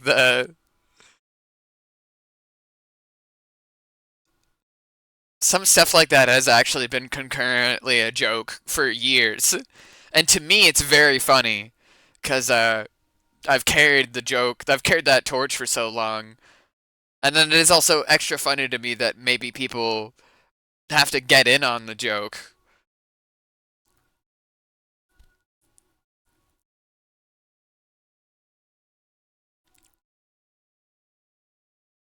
I think what's important to me, what makes it funny, is that it's not nonsense. And pushing into it reveals more, and to me that's what makes it funnier, because the more you push into it, the funnier and funnier it seems to get. I couldn't tell if you recently introduced it or if it was around forever. And yet it seems like many things in the show are indistinguishably either pre-planned to a ridiculous degree or somehow impromptu. Anyway, and feels like it's been there the entire time. I think we just discovered the other day that there's a fucking purple M&M that's like the trans representative. And we did an M&M stream, if anyone remembers. We like came back from like a canonical like, oh, stuff was happening. And then we came back and we're just like, all right, here's our debut. When we're back, phone's reading the M&M's lore wiki, which read the entire. I'd read the entire lore about everything to do with M&Ms, and then we formed a massive conspiracy about how I'm pretty sure M&Ms are a form of cannibalism. There's something going on with the paranoid M&M, but now we got to revisit it. So it's like somehow the jokes in the show are. It's like impossible to tell if the joke is pre-planned or not, right? Because the M&Ms are so ridiculous of a thing to have planted. Like, it's like, did Morse Corp really affect the M&M stock so that they made a purple M&M just for me? Because I can't fucking tell anymore. The world we fucking live in. So we're gonna have to do a sequel episode to the M&Ms. But I guess I'm just getting at that there, that it's like, yeah, I don't know, like M for Moors and stuff. Like I barely plan some of this stuff out, but I may have just made like a hyper object that's just very transmutable or something. It just does seem to be like all part of the show somehow. And somehow that's part of it. Hey, thank you for the happy anniversary wishes. I'm literally being candid here. I'm just talking as myself, and this is non-canon. Because I never do this. I literally haven't done this once on the show in 4 years. Maybe there's times on the show I've like maybe let slip. Sometimes I do that actually. I might let slip. Uh, just like personal, like, oh yeah, blah blah blah. I think because sometimes I operate on the idea that it's kind of the meta fourth wall and all that. In a way, it kind of just like little moments there help because you can't act forever. Basically, I guess that's what I'm saying is the impromptu nature and everything about streaming. It's like impossible to keep your guard up. People will be writing like dick balls in the fucking comment section, right? That fucking there's no way I can keep a fucking straight face. You know? So there's moments, right? I like to pull just a little bit, little curtain pull, just a little joke here and there maybe. But it also like there's parts of the show that also seem to imply that they like just research maybe your world on the daily, maybe getting details wrong too. I don't know. Like I guess I try to present it as feasibly canon, but here I'm being like I'm being totally honest here. Like I'm just as non-canon. Hi, I am literally a person. My name is Crystal Charlotte. It's my name, and I go by Casey because that's K and C, are Crystal and Charlotte, and I made up the name for a gajillion reasons. It's a name with a lot of meaning, It's like a case is what you put a computer in.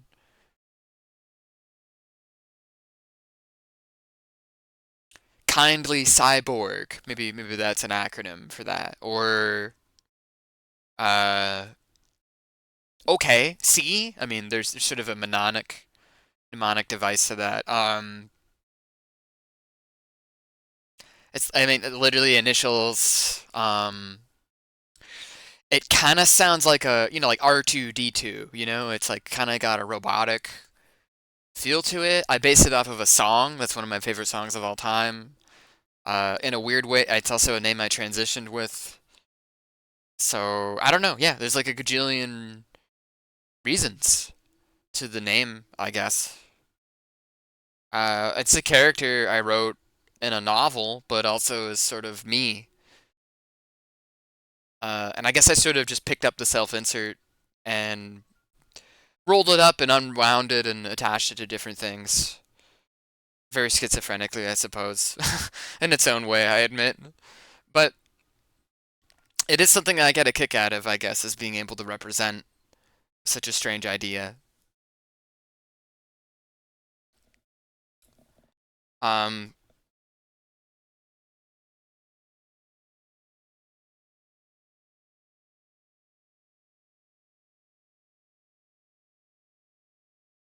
what I'm thinking about.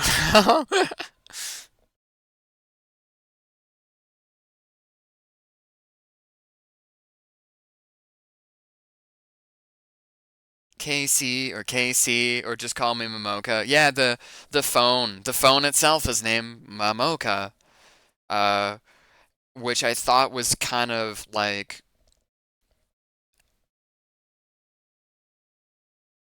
it's really important. I like names to me are really important, so that's kind of why I wanted to do a show with a plot, basically. So the show has been about the first year was very simply a Casey that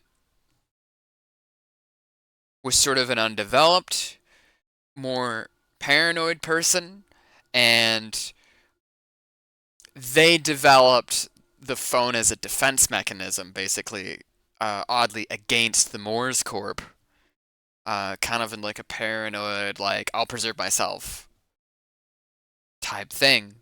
And from there,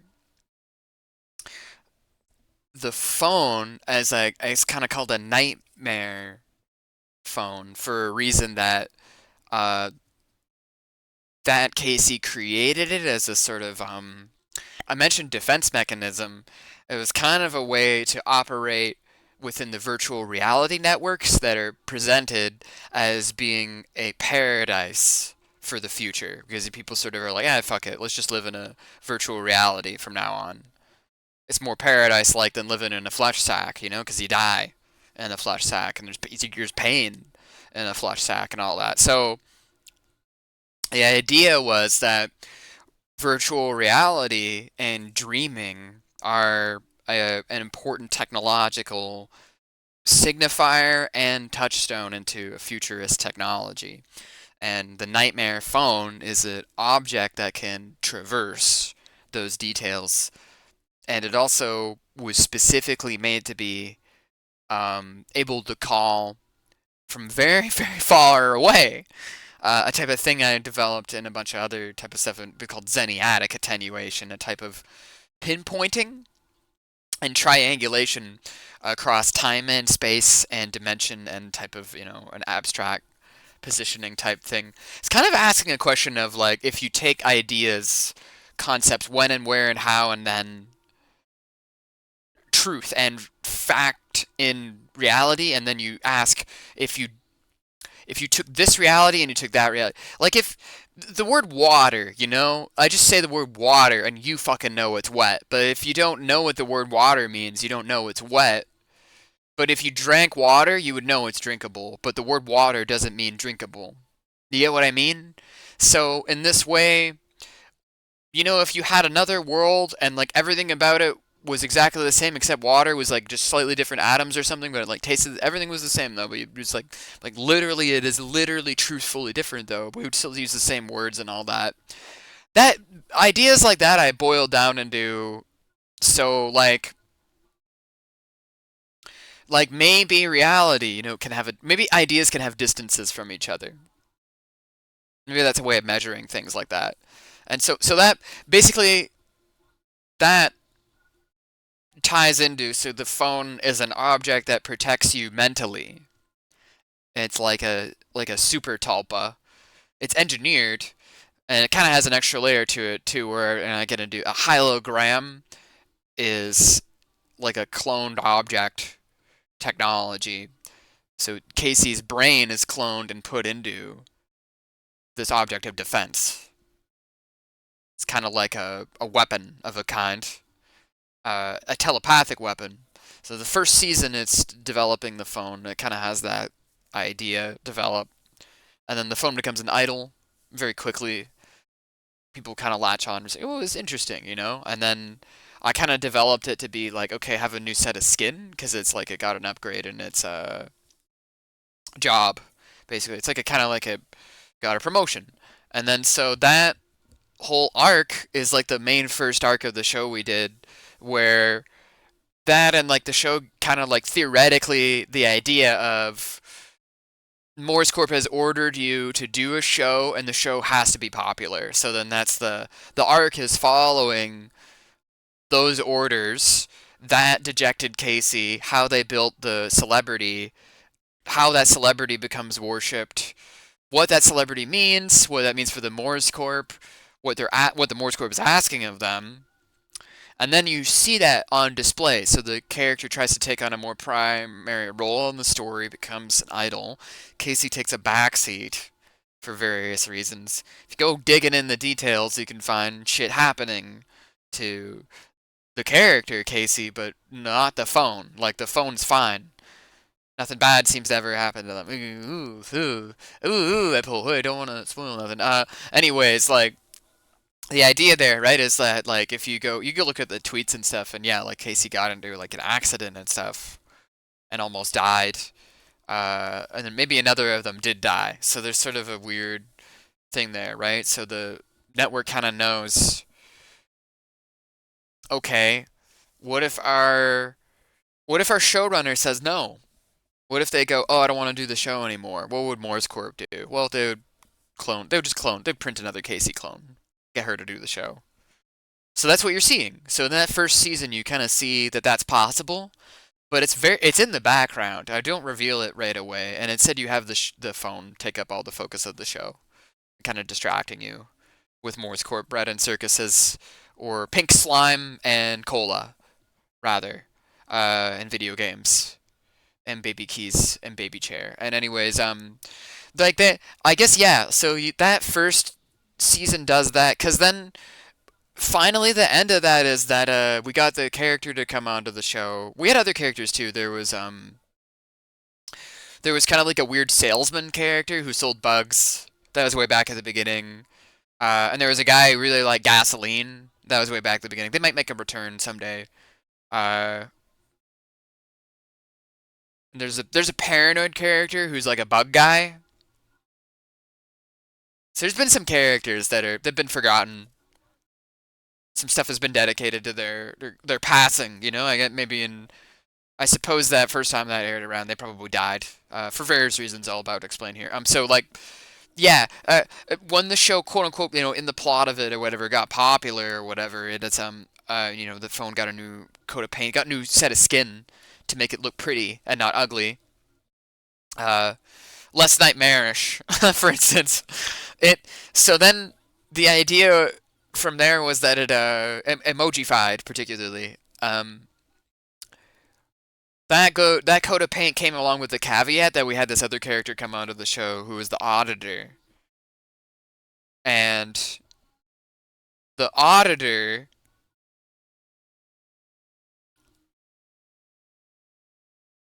Oh, that's awesome, Vespar. Partying. More partying, right? We got a marathon tonight. So yeah, I guess where I was. Anyways, I was saying that that auditor came on to the show and they played as the character, right? That's like, hey, you better do this way. You better do this way. Hey, Morse Corps. Hey, well, you're gonna have to. Well, we're gonna have to change some things. And like, I really liked that character. It was really fucking funny. We got to get them back to. Uh, again, again, not a spoiler, I would hope, but yes, these characters will be making a return. Again, it's a lot of scheduling.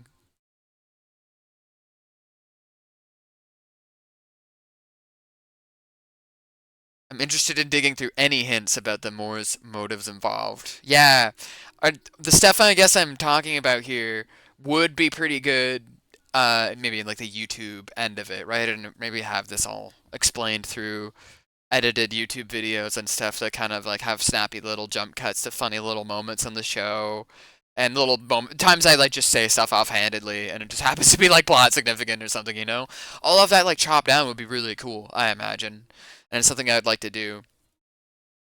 After we had that arc with the auditor, we had a big SMP that was super fun as well because that got to character build a lot about stuff for everything, like the auditor character, the phone character, Casey as a character, a bunch of stuff that was happening in the background plot wise was developed by the auditor coming on the show, and there kind of being like a tension, right? Because there's these bureaucrats that are coming in and the new motivations are being installed into the professionalism of the show, and you have a Casey that's like, I don't really fucking want to do this anymore. Um, which, if it wasn't clear, right? There's not many people left alive on Earth. You can find that in some of the lore YouTube video or whatever. There's a little poem that talks about that, but there's nobody left alive on the planet, so Moors isn't as powerful as it used to be. They have way way way way way less employees, and you may be able to figure out that. Well, okay, I guess I'll get into this as we go into part two, which I'll like why I guess I'll bring up why is Casey the CEO? How did Casey become CEO? What does that mean? Like for the motives involved, you know? Okay, and so from there, if you're following what I'm saying, right? So the auditor came onto the show. They audited the show. Those ideas are like supplementally they're giving you, oh, you have to change, you have to do this, you have to be, but it's a parody, right, of, oh, you need to be a more popular VTuber. It's a parody of that, right? And so it goes from there, right? Or a parody of like Mr. Beast or some shit, right? It goes from there. And if you guys remember, we had that SMP, and it was a lot of character development, that SMP, very deliberately, because it was the last thing that was happening that year. And then we did some conclusory episodes in December. I always like to do Christmas specials. I always like to make December very action-packed, because I like to synchronize the show with the calendar. so that as you are going along and the seasons change, you go, oh yeah, what would we be up to as the show goes along? So you're able to look at all the dates and shit on the calendars and stuff, and you're like, oh shit, that happened because of that. So like March is a super fucking important month. December is a super important month. January and February, right? I think I mentioned usually every December that, like hypothetically, the towers get too cold to stream as much. So it's like typically there's less streaming in January and February. There's usually an event right around December that kind of sets that tone. November sometimes I leave open for a bunch of collabs and stuff, and they kind of right, fits a big giant SMP fit into that. So the end of that first arc ended in the phone. Right, it became super important as a character. Became the main idol. Casey's in the background character. I think Casey did something familiar, right? They got into the hypno chambers. They act to surf around hyperspheres and hypnospheric nodes that connect to all this shit. And it's kind of like internet, right? You can just fly around it and shit, and there's like infinitely bigger than the universe, even, because it's like virtual space, space within space. Um, so Casey's in the background. They're relegated out to this background role. Maybe they're even gone for one reason or another. So you got the phone, and usually there is something that is sort of important in the plot. Is Casey usually getting sick through a type of disease? That was like a really fucking awful disease that happened in like the in different worlds. It happens at different times, but it usually happens around 2016 to 2025 or so. There's a outbreak of an awful pandemic that just fucking runs through society and all that. It's called the yellow swine vector, and so that's usually the thing in the show. And so I think that happened at the end of that first season because Casey kind of got relegated to the background, and they had to prepare for a trip through the winter. There's a few times they mentioned making a trip to see a character named uh, J-Man,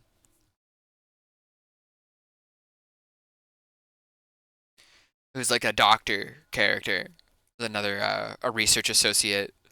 I think one year they said they lived inside of a volcano or something, or like a mountainside laboratory. Yeah, there's different characters, and so that like very briefly they got involved. Like that's sort of the deal with them there with Casey in the background there, because then what happened at the end of that season is that the phone did that December, and if you guys remember, the 2038 paradox type thing happened, which is there's a computer programming thing you can look up called the 2038 problem, and it's like you can't store bit integers higher than that for some reason in like calendars and stuff. So very similar to Y2K.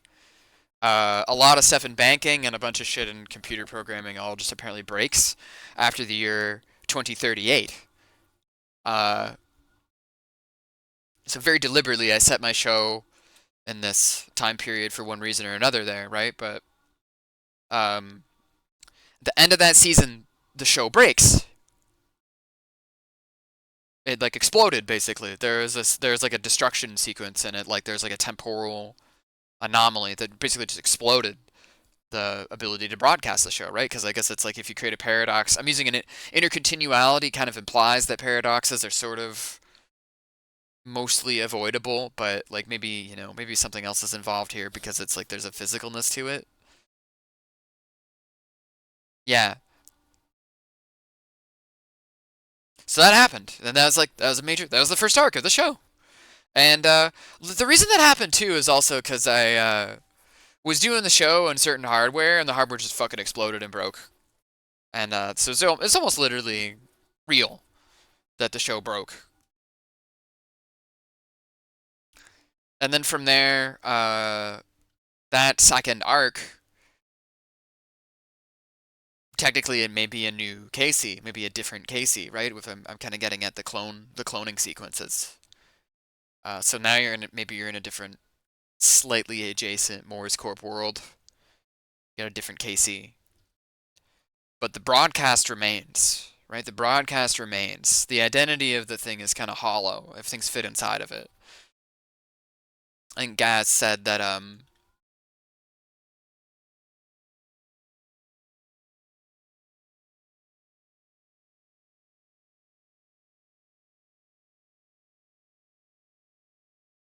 what was the arc? Um,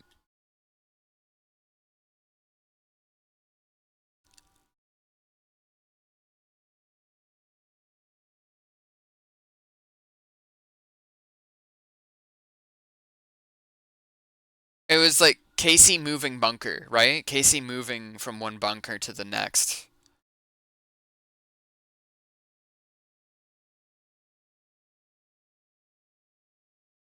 Casey migrates bunkers. Yeah, that. So that's the second arc of the show. Is that everything was kind of broken, basically, and I was really fucking depressed.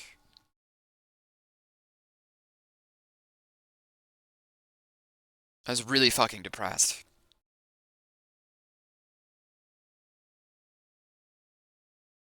for a few reasons. Maybe it was the breakup rearing its head for the first time, really.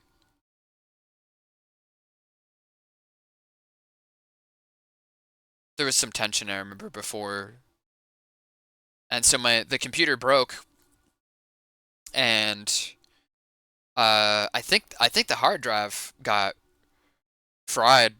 So because of that, um, I lost a lot of stuff that I made for the show, and that really got me down. But I think there was a few things that all kind of added up, and I was really fucking depressed. So I wasn't really doing anything. I think I spent most of that year playing on my Xbox One, my Xbone, and just like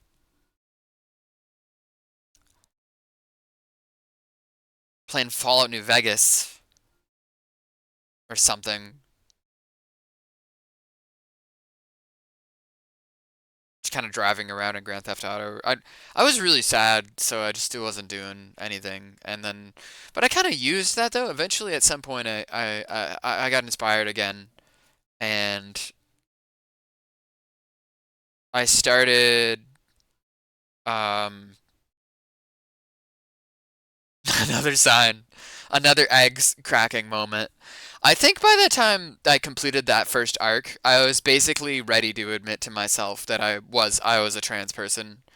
That the reason I was intersex throughout most of my life, and me being denied femininity hurts a lot, and I've been very dysphoric because of it. And I've just always really wanted to be able to be who I want to be. 'Cause IRL, I wear like cute dresses and skirts and short shorts and cute little boots and stuff. Like I'm very fashionable. Like I said, I did want to be on camera someday, but I just don't know when or how to do that. It'd have to be edited. I could maybe edited content too. I definitely would not be like catch me making pretentious video essays, right? Probably what'll happen. Um, yeah, I guess I'm just kind of talking about it because it means a lot to me to kind of get at how the process of all this has gone down. And a lot of you were there during what I was doing. So if you've ever wondered why anything happened the way it did, or what the point of any of it was, I guess some of this helps maybe elucidate that. The So that broken period was what directly led to that idea of I the the arc was that Casey is living in their car. Basically, they're living in a post DOS, and they were driving around and they were fixing the towers and stuff. And then um, that's why the stream was so shit looking. I guess that was my justification for using the Xbone to stream. And I got into this weird idea of simulations and stuff, games within games, and maybe what in the future, if we just live in VR, we would still probably play video games. Would we just like summon a video game in front of us and play it virtually? It's weird to think about that, and you're just doing it all in your head as like a brain in a jar. It's all really fucking weird to think about. Anyways, on that note though, right? I guess the idea behind that part of the show, so then, is I'm in my car, I'm using its virtual reality simulator, which is dangerous to think about. I guess I was parodying like a Tesla or something there, right? Yeah, Death Road to Canada. Death Road to Canada. Way back then, uh, and we kind of popped into. I think Death Road to Canada has been a game we've come back to over and over and over and over again, because it allowed me to place characters in the show just in the as an interactable object. Something that very much excites me because I'd love to make a video game or something. So that it's funny, right? I think Death Road to Canada, oddly, it also got at a theme that the show was developing on, which is that Casey's kind of all alone. Before they made the phone, they were alone. Before they had you guys, they were alone. The second arc tells you the answer to the question of why is Casey made CEO. Casey used to be a depot worker, and depot workers are kinda slaves. They're kind of like Amazon warehouse slaves, mixed with McDonald's, mixed with Jiffy Lube, mixed with gas station, mixed with most shitty service jobs you can imagine, all just amalgamated into a dystopian, super metropolitan, metropolitan technological mega motel object. That's what a depot is. And reservations are the human resources-esque version of, hey, where are you supposed to live? How do you own land and property?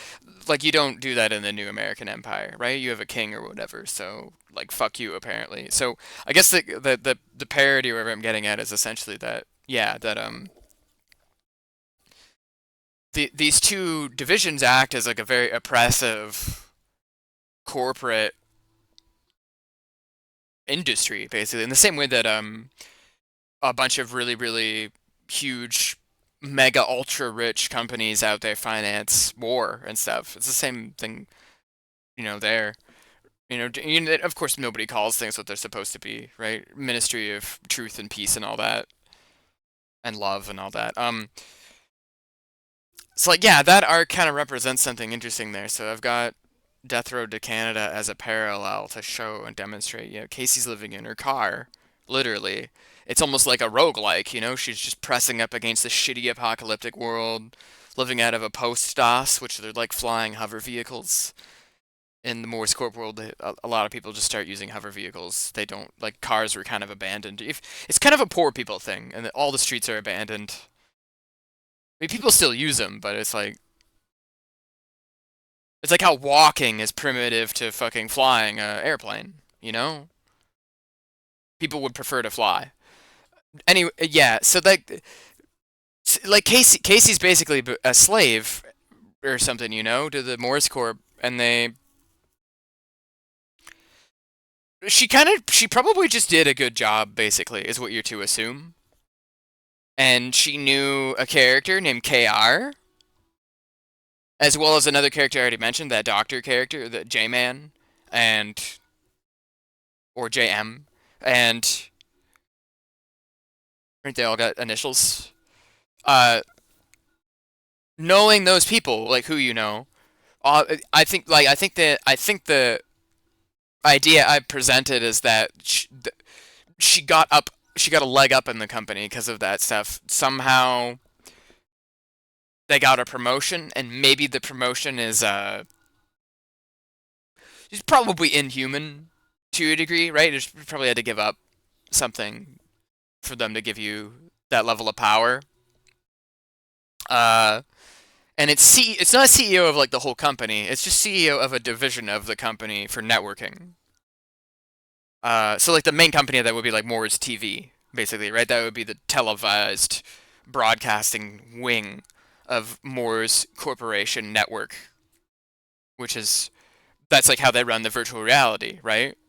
And so that company came from Zacom Electronica. It was an even older company that was part of Moore's Corp. And Moore's Corp is made up of it's an amalgamation of a bunch of different companies that all got together at a point and formed the Moore's Corporation. It's the third most prosperous company on the in the planet at that point. So it's like that. With all that being said, then the answer to the question is like this. So as a CEO, they must not have that much power. It's not necessarily a figurehead, right?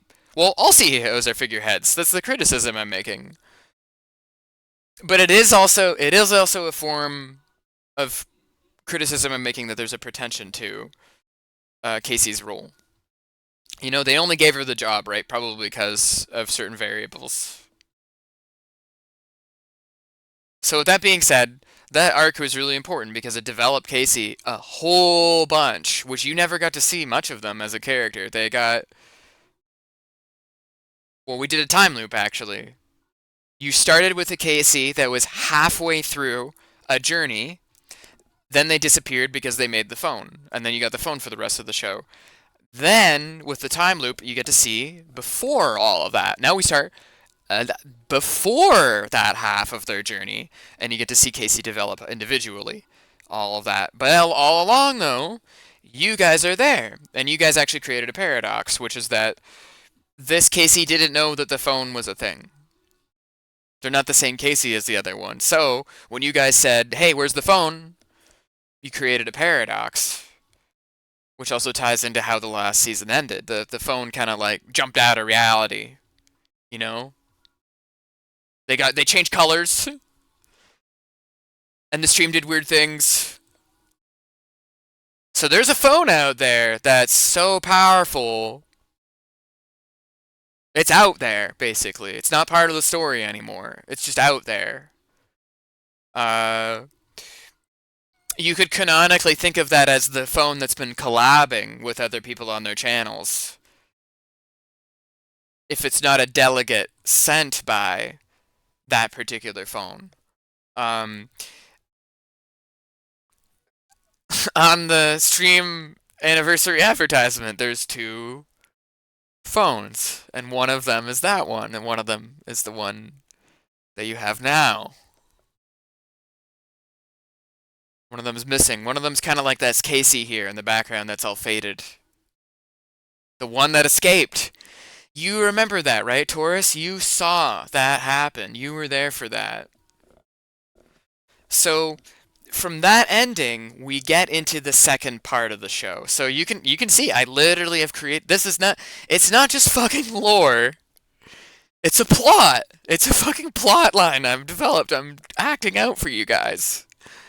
And so I'm so glad you I'm so glad you're intrigued by that, guys. So you pointed that out. That's one of my favorite arcs of the show is Casey's development as a character. That second arc. So the first arc was the phone, the beginning. It's Origins. The first arc is Origins. I called it the season of change. It's where it all begins. The second arc is focusing on Casey, the Casey arc. In this arc, you guys are there for. You guys probably remember that. What happened was the stream became less and less and less and less shitty because eventually Casey got out of the car. They got out of that simulation they got trapped in a little bit. There were some Moore's artificial intelligent bots and like brains in jars and stuff that were monitoring her and poking at her. Some of the artificial constructs really like Casey. They like having her around. They like her phone that she's created for the Moore's Corp. They're sort of respected in weird ways like that. So you have that character focused on. You have the paradox set in, and the audience is responsible for the phone existing from the very beginning. From this whole time. The phone is a complicated intercontinual object. It's not past, present, or future. It's all of them at once. And you guys watched it happen in reverse with the first season. It happened in reverse, that process of it unbecoming stuck in the canon and the world of it all. And then you watched the next part chronologically forwards, starting from when Casey actually got the idea to start broadcasting, and that coincided with the network saying, "Oh, you should be the CEO of the network. You're pretty good at this." Everybody's dead, right? Everybody's dead in the world. They're like probably only like five, maybe six people out there doing this. So like, hey, you're really good at this. You should become the new. Right? They really want her to do this job. The Morse Corp has a plan that they've never told anybody. That hint, hint, maybe Casey does know some of this stuff, and they just choose not to tell you. Maybe they're a little less trustworthy than I've always let on. Well, could you ever trust a CEO? I've always enjoyed when people resist the show's narrative a little bit and they question it and they poke at it and they're like, What's going on?" And they get it in that way. The kind of thing I'm getting at there. Would this basically a criminal is what I'm saying. They're basically a jailed slave, McDonald's Amazon STEM slave.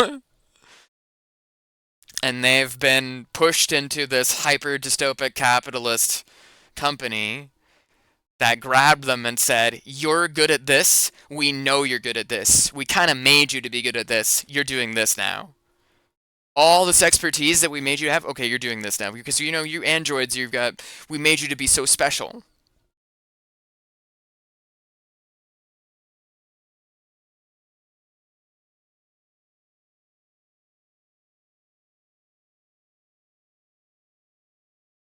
Yeah, I really appreciate little moments like that where you literally reached through the screen.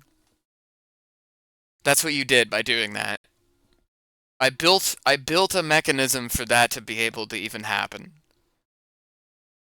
I really wanted to make a story that works this way, and the only way to make this work was to make it a real alternate reality and broadcast it. So that it all starts with Casey being like a normal, tortured individual,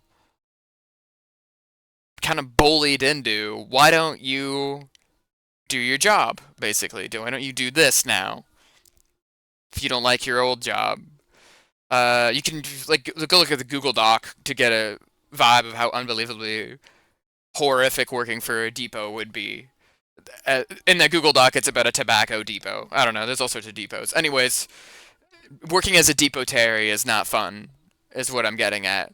Um, the whole bureaucracy of the depotary is evil. I try to make that clear with that season. I tried to show how both dysfunctional and also creepily robotic it was. And that also we could just be crunched down into doing that for basically the rest of our lives.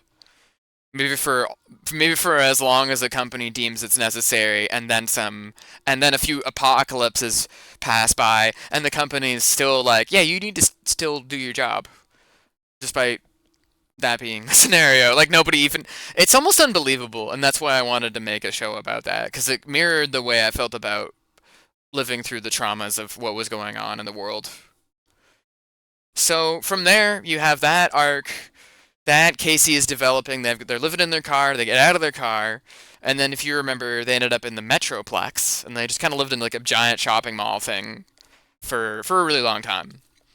For a good while, they lived in a shopping mall, and I played up different ideas of all that. And there's some cool stuff I did with that too, where I kind of made it have a transition between, hey, I arrived here, I logged into this computer. This is what the stream looks like now because I logged into this computer. It's almost as if like Moore's Corp, their world has like an alternative OBS or something, right? They have maybe a Moore's Corp OBS that you use. Um, and then if you guys remember all that, right? So part of that is That was the beginning of like Casey built the phone as a copy of herself. And you guys fed it memories. We fed it memories. We fed it the show. We fed it networking data. We built the phone out of itself, basically. We built the phone out of Casey and the network is what the phone is made out of. So the phone is a super, super special character in that they're a combination of the four technologies that Morse Corp used to get to where it is in the world. The Zenyatic attenuators, the yield simulacra, the virtual reality networks, and the hylogrammatic register of basically how DNA is controlled. Those are the four key technologies, and the phone is all of those things combined into one character, the main character, the purple, lovable mascot. Yeah, exactly. Thing inventor inventing the thing becoming invented by the thing. It's like an endless hand painting hand, chicken egg, because it also plays on a funny little joke I'm even making, right? Of like, who came first? The voice speaking through the phone or the phone that carried the thing to you? And an even worse paradox. How can the internet be so free, but also a commercial tool used by the ruling elite to monitor, control, and chastise us and bully us and make us go crazy and all that stuff? And find everything we think and say and where we are at all times. How could it be both of those things? Morse Corp is my answer to that horrible idea. And it is a corporealized thing becoming itself. So from there, you have the show really start to grow its legs, right? You have the Tamagotchi version of the phone as like a little bits, little 8-bit little monster based off of Casey's brain juice film strip, just plugged into virtual reality and then rendering it itself virtually. And if that makes any sense, the more virtual data and space can render something to become real. That's what holograms are. Discovering and backwards engineering why DNA does what it did led to a computerized breakdown of biology. And then that's the world the Morse code world takes place in the most. It is a world torn apart by a awful 1990s World War III scenario where they used the Middle East to justify an awful clone war, which is really funny because I think Star Wars Clone Wars is like literally the same commentary. So I pulled a George Lucas there. Anyways, like then the period after that is like a very disturbing piece that then ends in yet more war. I guess I'm just depicting a very fucked up, destroyed world, and yet you have this cute little, cushy little baby monster as the thing that represents what fucking annihilated everything. So the phone ties into absolutely everything. It even ties into it's to the furthest extents and reaches of things you could point out in the show. Almost every little piece and detail of the lore or plot, every idea in the show is interconnected to the phone character and the idea of telecommunications.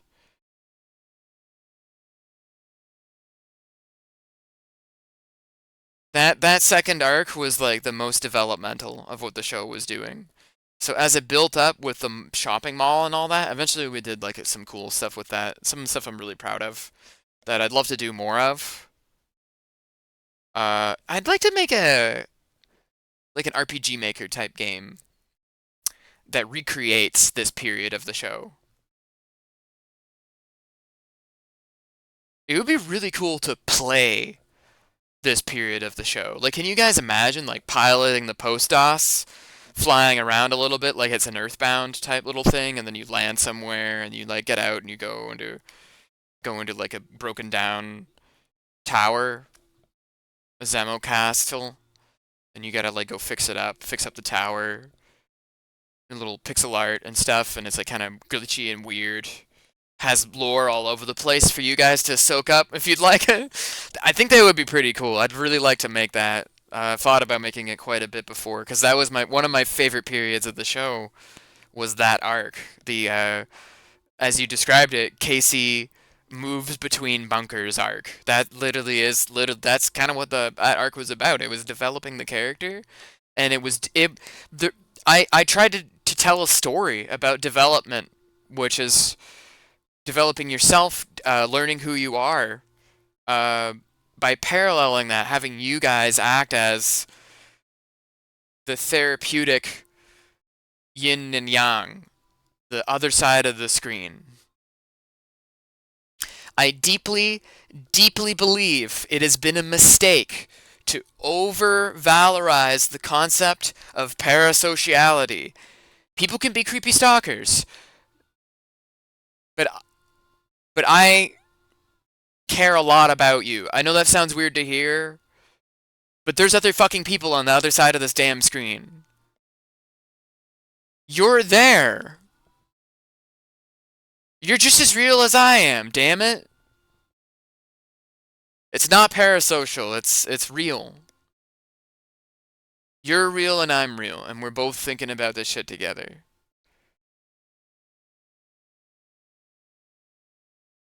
And I appreciate it. And like I've said throughout this whole spiel, I wouldn't let you into my life if I wanted you into my life in that way. So I don't. Instead, I make up this crazy bullshit because it's easier for me to do that than anything else. But I disagree with the way people see these things, you know? It's like you gotta feel like shit just because you like listening to someone on the other end of a screen.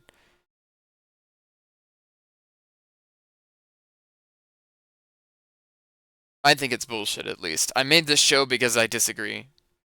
I made it about how there's shit on the other end of a screen. I made it about how, like, why do you feel this way? Why would you feel that way about someone on the other end of your screen?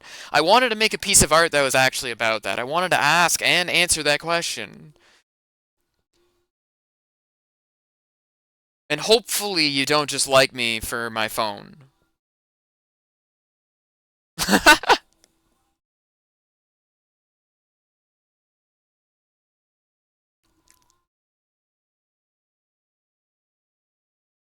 You like me for my Thomas Pynchon obsession. Anyways, I guess I'm getting at something important to me, which is like, so this sequence, that arc of the show meant a shit ton to me, and it also, I still remember when Vespar pointed out that like, I feel like Taurus, you pointed this out also too, that the 9 months that it just so happened to take to get the towers back online and grow Mamoka into like a more powerful version that like became the phone. It just so happened to take about 9 months of time. It's like that just so happens to be the same amount of time that it takes to have a baby. So yeah, I guess in a way the second arc is the Mamoka is my baby arc. That's my baby. It's 9. We got pregnant with the show,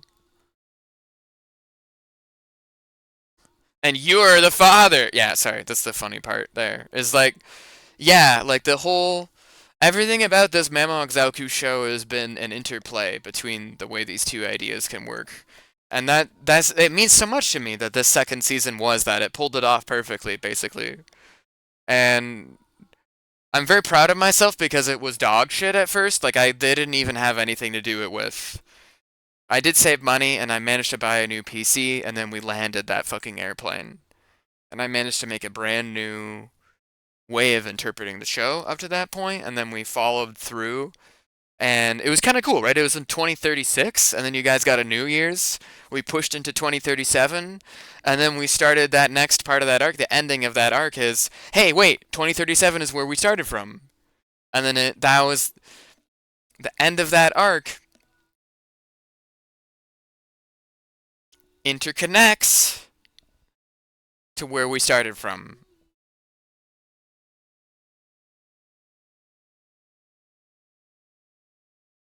So then when we got to that point and everything connected together, I also pulled a little bit of a rug pull, because things didn't add up. And instead, the version of it you got was a slightly different version. I even went back and I got my old assets or recreated them from scratch, brought them all back, and made the show look almost exactly the way it looked the first year around, to make it all look as if we just landed right back where we came from. And so that arc was really cool. It was the cool moving bunkers arc where we moved from that mall after the shopping mall thing. We did the whole interactive story where I built like a gun out of parts over the few months, and then we blew up a door, got some net data, used the net data to locate a new bunker. Then we flew over literally, and I even showed you like where did we fly. I showed you like the flight route as if you were right there, able to see my computer screens and stuff in the car. We did another car stream just to cement it, and then we did the car transition into the new bunker, and like all that kind of worked together. All that worked together to be where we are now, and like that coincided with like the two different things coincided there, right? We turned on the network. We did the job Morse Corp wanted us to do in 2036 and 2037, and then that even shows you like we turned on the towers and the show happened the way it happened the first time. As if the towers were always supposed to be turned on by you guys to begin with. And then the phone got created. The phone built itself out of the virtual bits. Everything that was built up to that point. Finally, that arc ended because it did the retread. We ended in that Happy New Year's, and now we're in our current arc. The new third arc of the show. The fourth year, third arc of the show. Because we started a little uneven. We are a little bit uneven with these 4 years. Kind of adds up to 4 years exactly, but yeah, it's kind of an uneven 4 years. Call it 3 years and 6 or 7 months or 5 months or so. It's like really pedantic. It's like there's like 11, 6 to 7 months or so. It's like really pedantic. It's like 4 years basically. 3.5 is not a fun. Nobody cares about that. You don't say 3.5 half anniversary, right? Yeah. So this arc has been really fun. Basically, this arc has been a lot of fun. I wanted it to be the most fun, but instead, I went through some of the most traumatic shit I've ever been through in my entire life this year.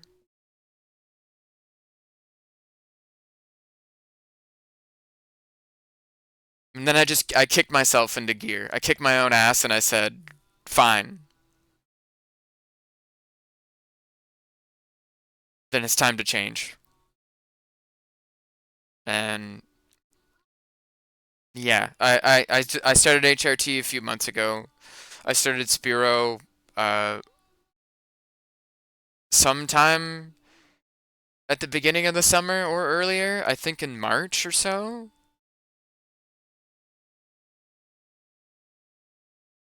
And I've been on estrogen for few months now.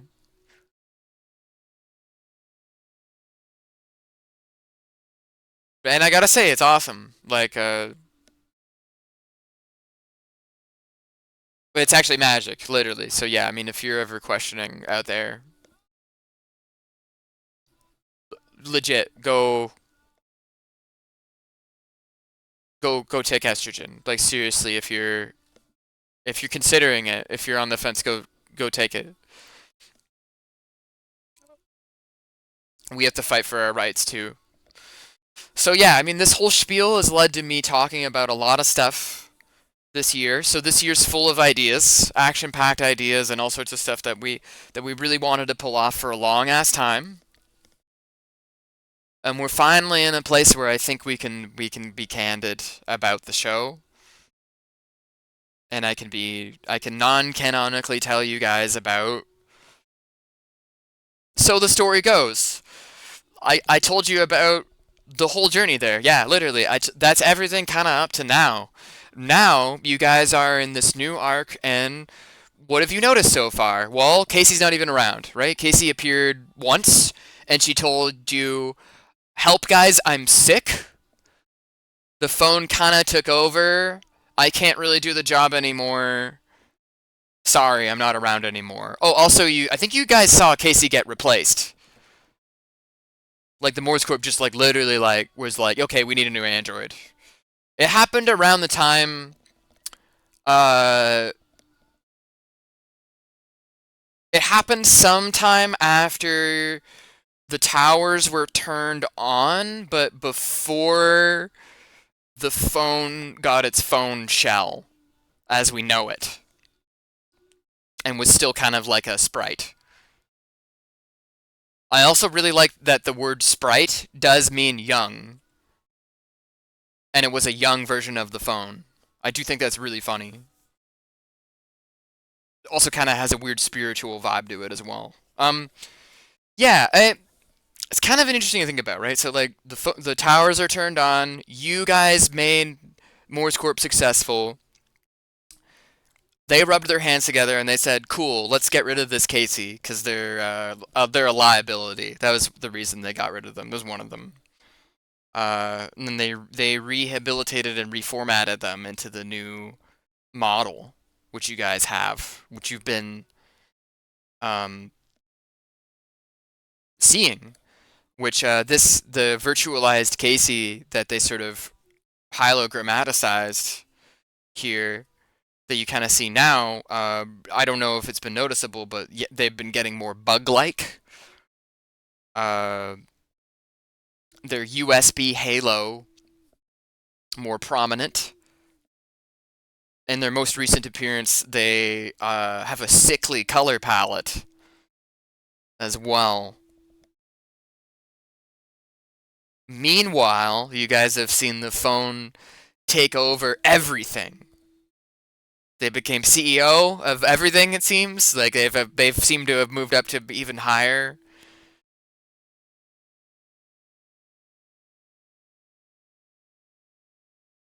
I mean, Casey was on like a board of directors as like a top of those, one of 13 of those CEOs that help run a large networking division of the company. You know, like it was delegated, but the phone has no supervision.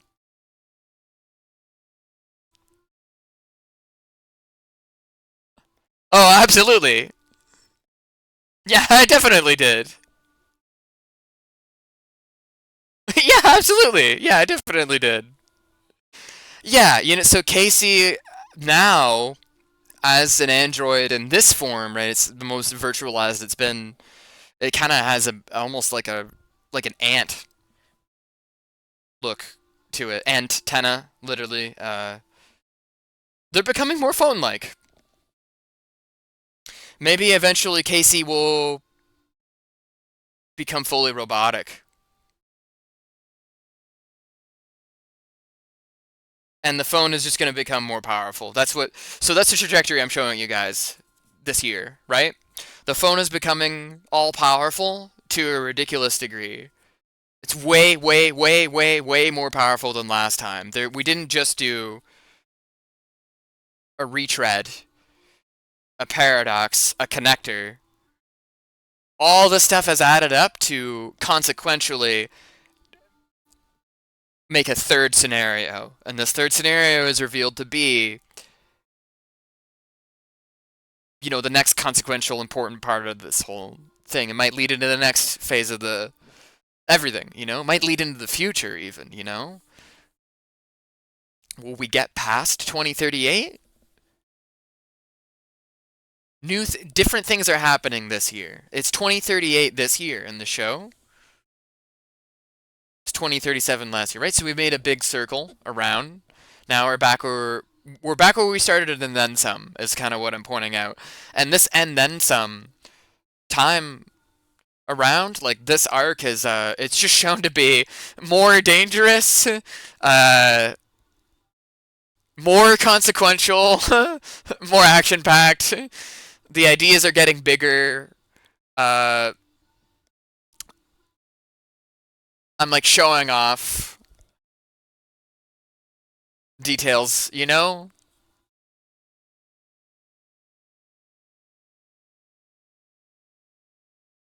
So interesting things are happening, and I guess I've shown you there are two different threads happening for this year that you can follow along.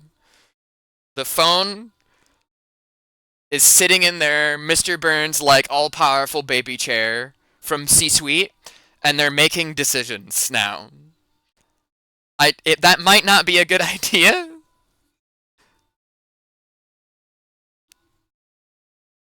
So the phone's arc, they're having their own thread now. They're kind of doing their own thing without Casey. And it is interesting, right? The idea that they would leave Casey behind, and that these two characters both kind of being bound to each other in both love, like a child, but also a little bit like how a child grows up and kills their parent. Or like how technology leaves us behind, too. Some weird stuff going on there, huh? Kronos devouring their children, Saturn devouring their children. Something like that. So there's threads going on here. There's the phones thread, and there's something happening to Casey.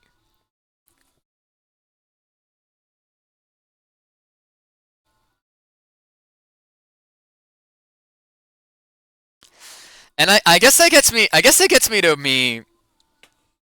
me to a good portal here where I guess I've talked a lot about my intentions, where the show's headed, what are the ideas of the show, why did I make the Got show, lost on the how am I highway. doing today, this year. I think we covered a lot of ground, right? I think we covered basically everything that you guys should know. And I'm transitioning and uh I don't know. I don't know. There's a bunch of shit, right? And Raccoon Sama, thank you for the follow. Uh Arlie, thank you for the follow earlier also. If you're still here somehow. You followed me throughout this crazy long spiel. It's 3 hours of me being candid or so. Call it 2 hours and 40 minutes of me being candid with you guys. Being completely, absolutely candid. I was crying a little bit. I didn't cry on the mic. I muted myself and then cried a lot and then just sucked it up basically because that's what I do. But I wanted to. I mean, I needed to do this. I've never done this before. You guys have been with me for all these years and I've never once done this. I've been honest with you. Offline and online and all sorts of other places, but not here, not on the show. Not where everybody gathers and like they can actually like think about this stuff. Which is that's what I wanted though. It's what I want to in the way that like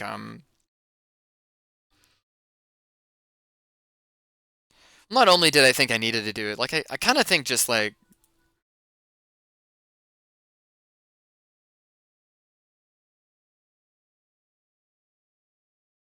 I think it would be for the best, you know, in a way of like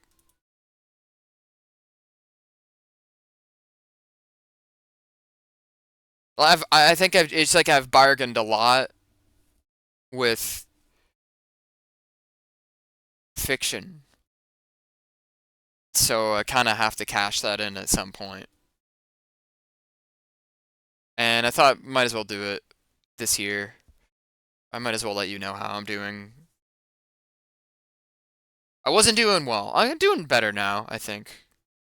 I'm kind of going through some stuff though, and there's gonna be some speed bumps, I think.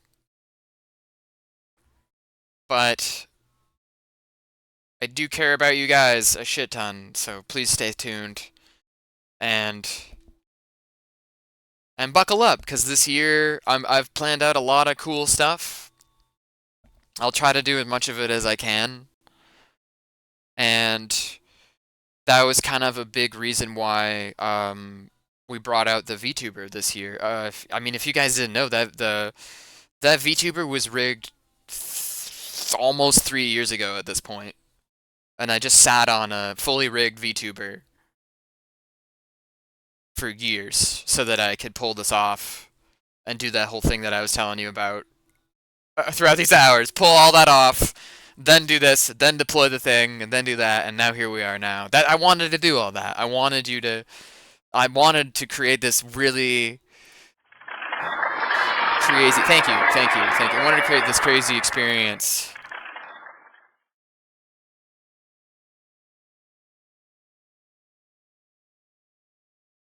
I don't think anything else is like this, you know?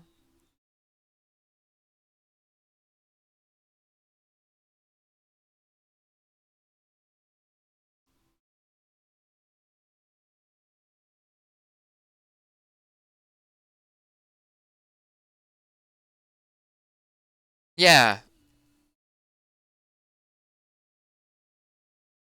that's probably conclusory to a degree, right?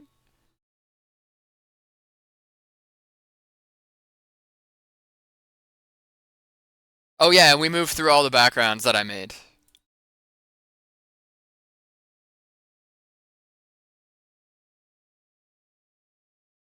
Very seamlessly. Very seamlessly. I've spilled it all, and Line 77 Horn Tourist says are thirsty. Take a I drink. definitely am Emote thirsty after underscore all me that. loves Blue Rose.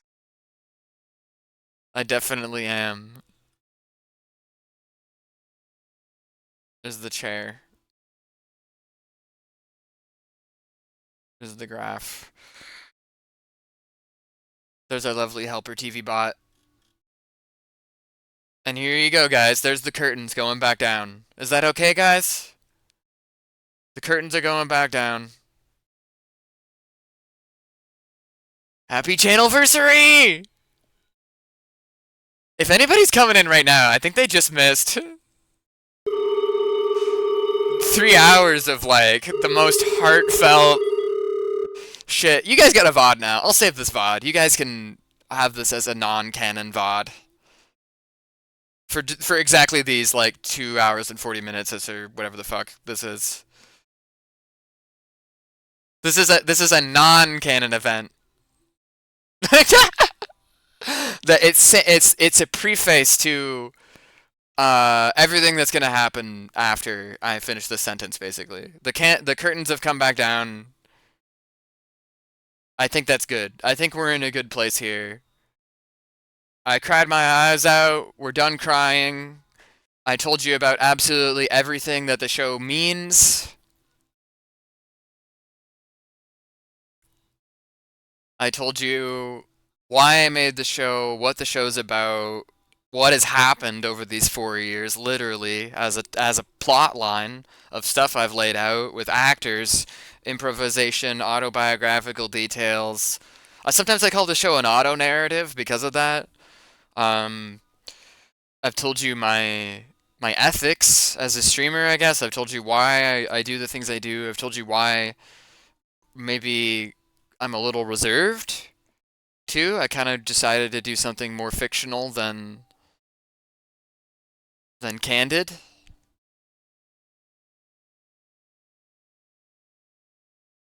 I spilled it all. I spilled it all. So I hope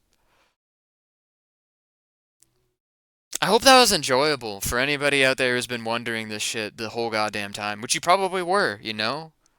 I've kept a lot of secrets, and I'm allowed to keep them, but I do think that as a creator, Like, you're gonna be able to fucking hold up the DVD box and then flip to the back and check the credits and shit. You're gonna be able to pause the movie, rewind it. I'm not in control of that, so I would rather create media that engages with your ability to do that than shelter myself. Because it's also frankly impossible to live that way. The tea was cooked, served, and spilled. It really was. It's just a lot, yeah. I mean, the reason I would even do a show like this, I guess, is simply because it's not very conventional at all. And in doing this, it's let me express. Emote underscore Mamux Tamagotchi talking trash underscore VT loves the phone. Emote underscore Mamux ring. Thank you so much. Thank you for subscribing, Fangs. Um, what did M told me to do today? Talking trash underscore M VT said says Casey to you show are you cool. guys all the emotes and then beg for emote slots. So I guess I'll do that, okay?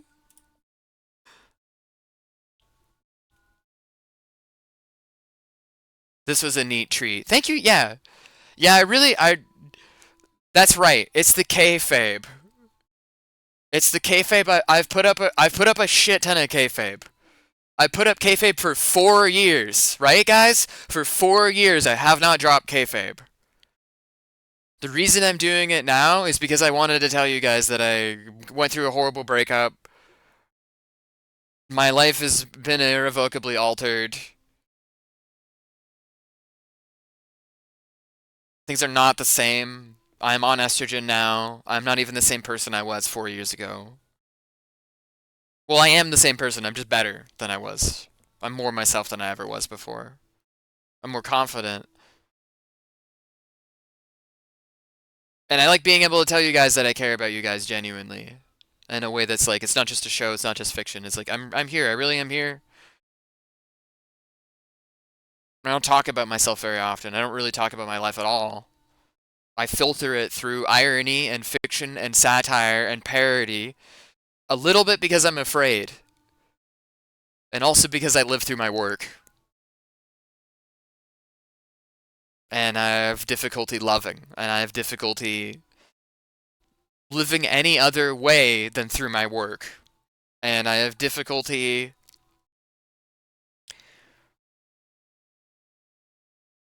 expressing myself any other way.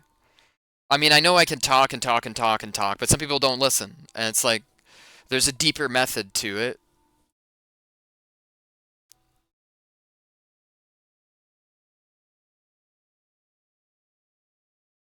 This is part of how I express myself, especially as somebody who struggles with having schizophrenia. It's like, it's not easy. It's weird. Having schizophrenia is weird. I've wanted to do streams where I talk about it before, but I just did that today, and I had to mute myself every 3 seconds or so because I'd start fucking bawling my eyes out hysterically, and you guys don't want to hear that. I don't want to share that with you. It's a weird thing to want to share, and I don't want to share it, so I'll save you those details, but the audible details, I mean. But like literally, like I want to be able to express this, but it's really hard. Mental health is I take it really seriously. This is a place where people can talk about that stuff 100%. We can talk about philosophical questions, we can talk about real conjecture about art that hits in meaningful places. And I don't want people to feel like an asshole just because they disagree or agree or whatever. Really, I want people to be able to see beyond the obsession of agreement, disagreement, taxonomization, forcing things into different lenses of perspective. I want people to be able to take a step back and just appreciate things, appreciate nature, have some patience. Patience is hard to have, but it's very worth it. If you've stuck around this whole fucking time, these several hours of me blabbing about all this, I can't thank you enough for how much goddamn patience you must have. Don't sell yourself short. Read a book. Go read a really good book. Not for me, but for you. And don't feel like a piece of shit because you're slow or whatever, or timing and all that. It's it's for you. Books are for you. It's for your learning engagement. It'll be there whether you're dead or alive. That's what I want. I want for you guys to be able to spend time with yourselves and be happy. Walk away from it happy, because I know how fucking easy it is to walk away miserable. And I'm sure this stream shows that off. And a big time. All my little weird, creepy art stuff. I love the little comments I get too. Like what Nelly said the other day, she was just like, it's scary. There's something something dystopic I was saying about the show. It's like, it's scary. It's a really good comment. +2, right? +2. This is my +2. These cheer sums.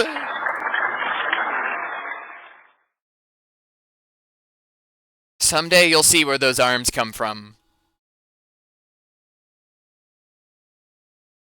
They're actually available for the low price of $7.99 credits. Federated Yan. We even sell them to children.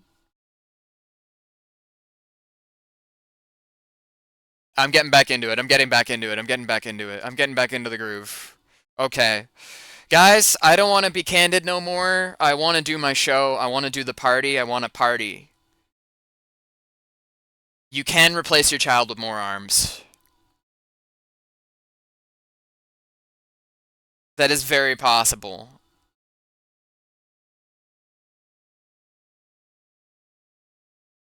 Yeah, thanks so much. Oh, guys, I've been meaning to fucking do this the whole time while I've been blabbing.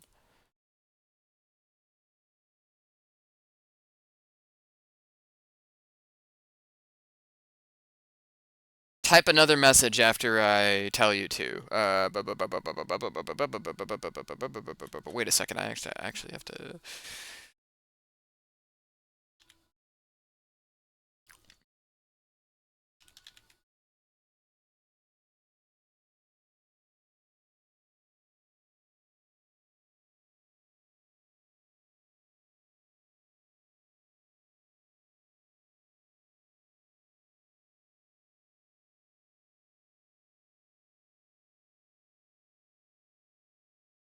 Hell yeah.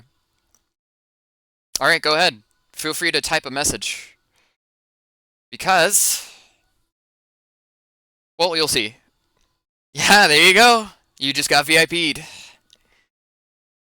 I figured it was about time, actually. You've been here quite a while. You've been here quite a while.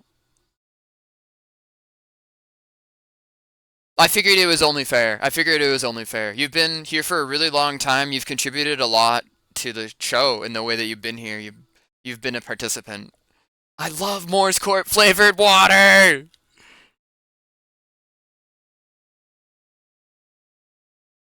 Hold on, I'll get on the screen with my flavored water.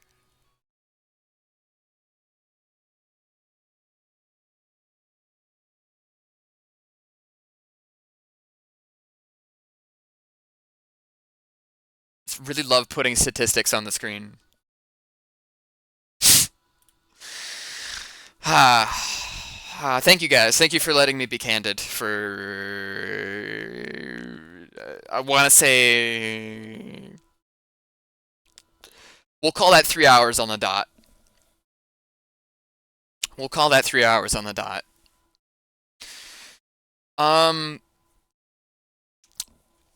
Fuck. No more tears. No more running, says my mind. All this movement has just proved your kisses are Too fine.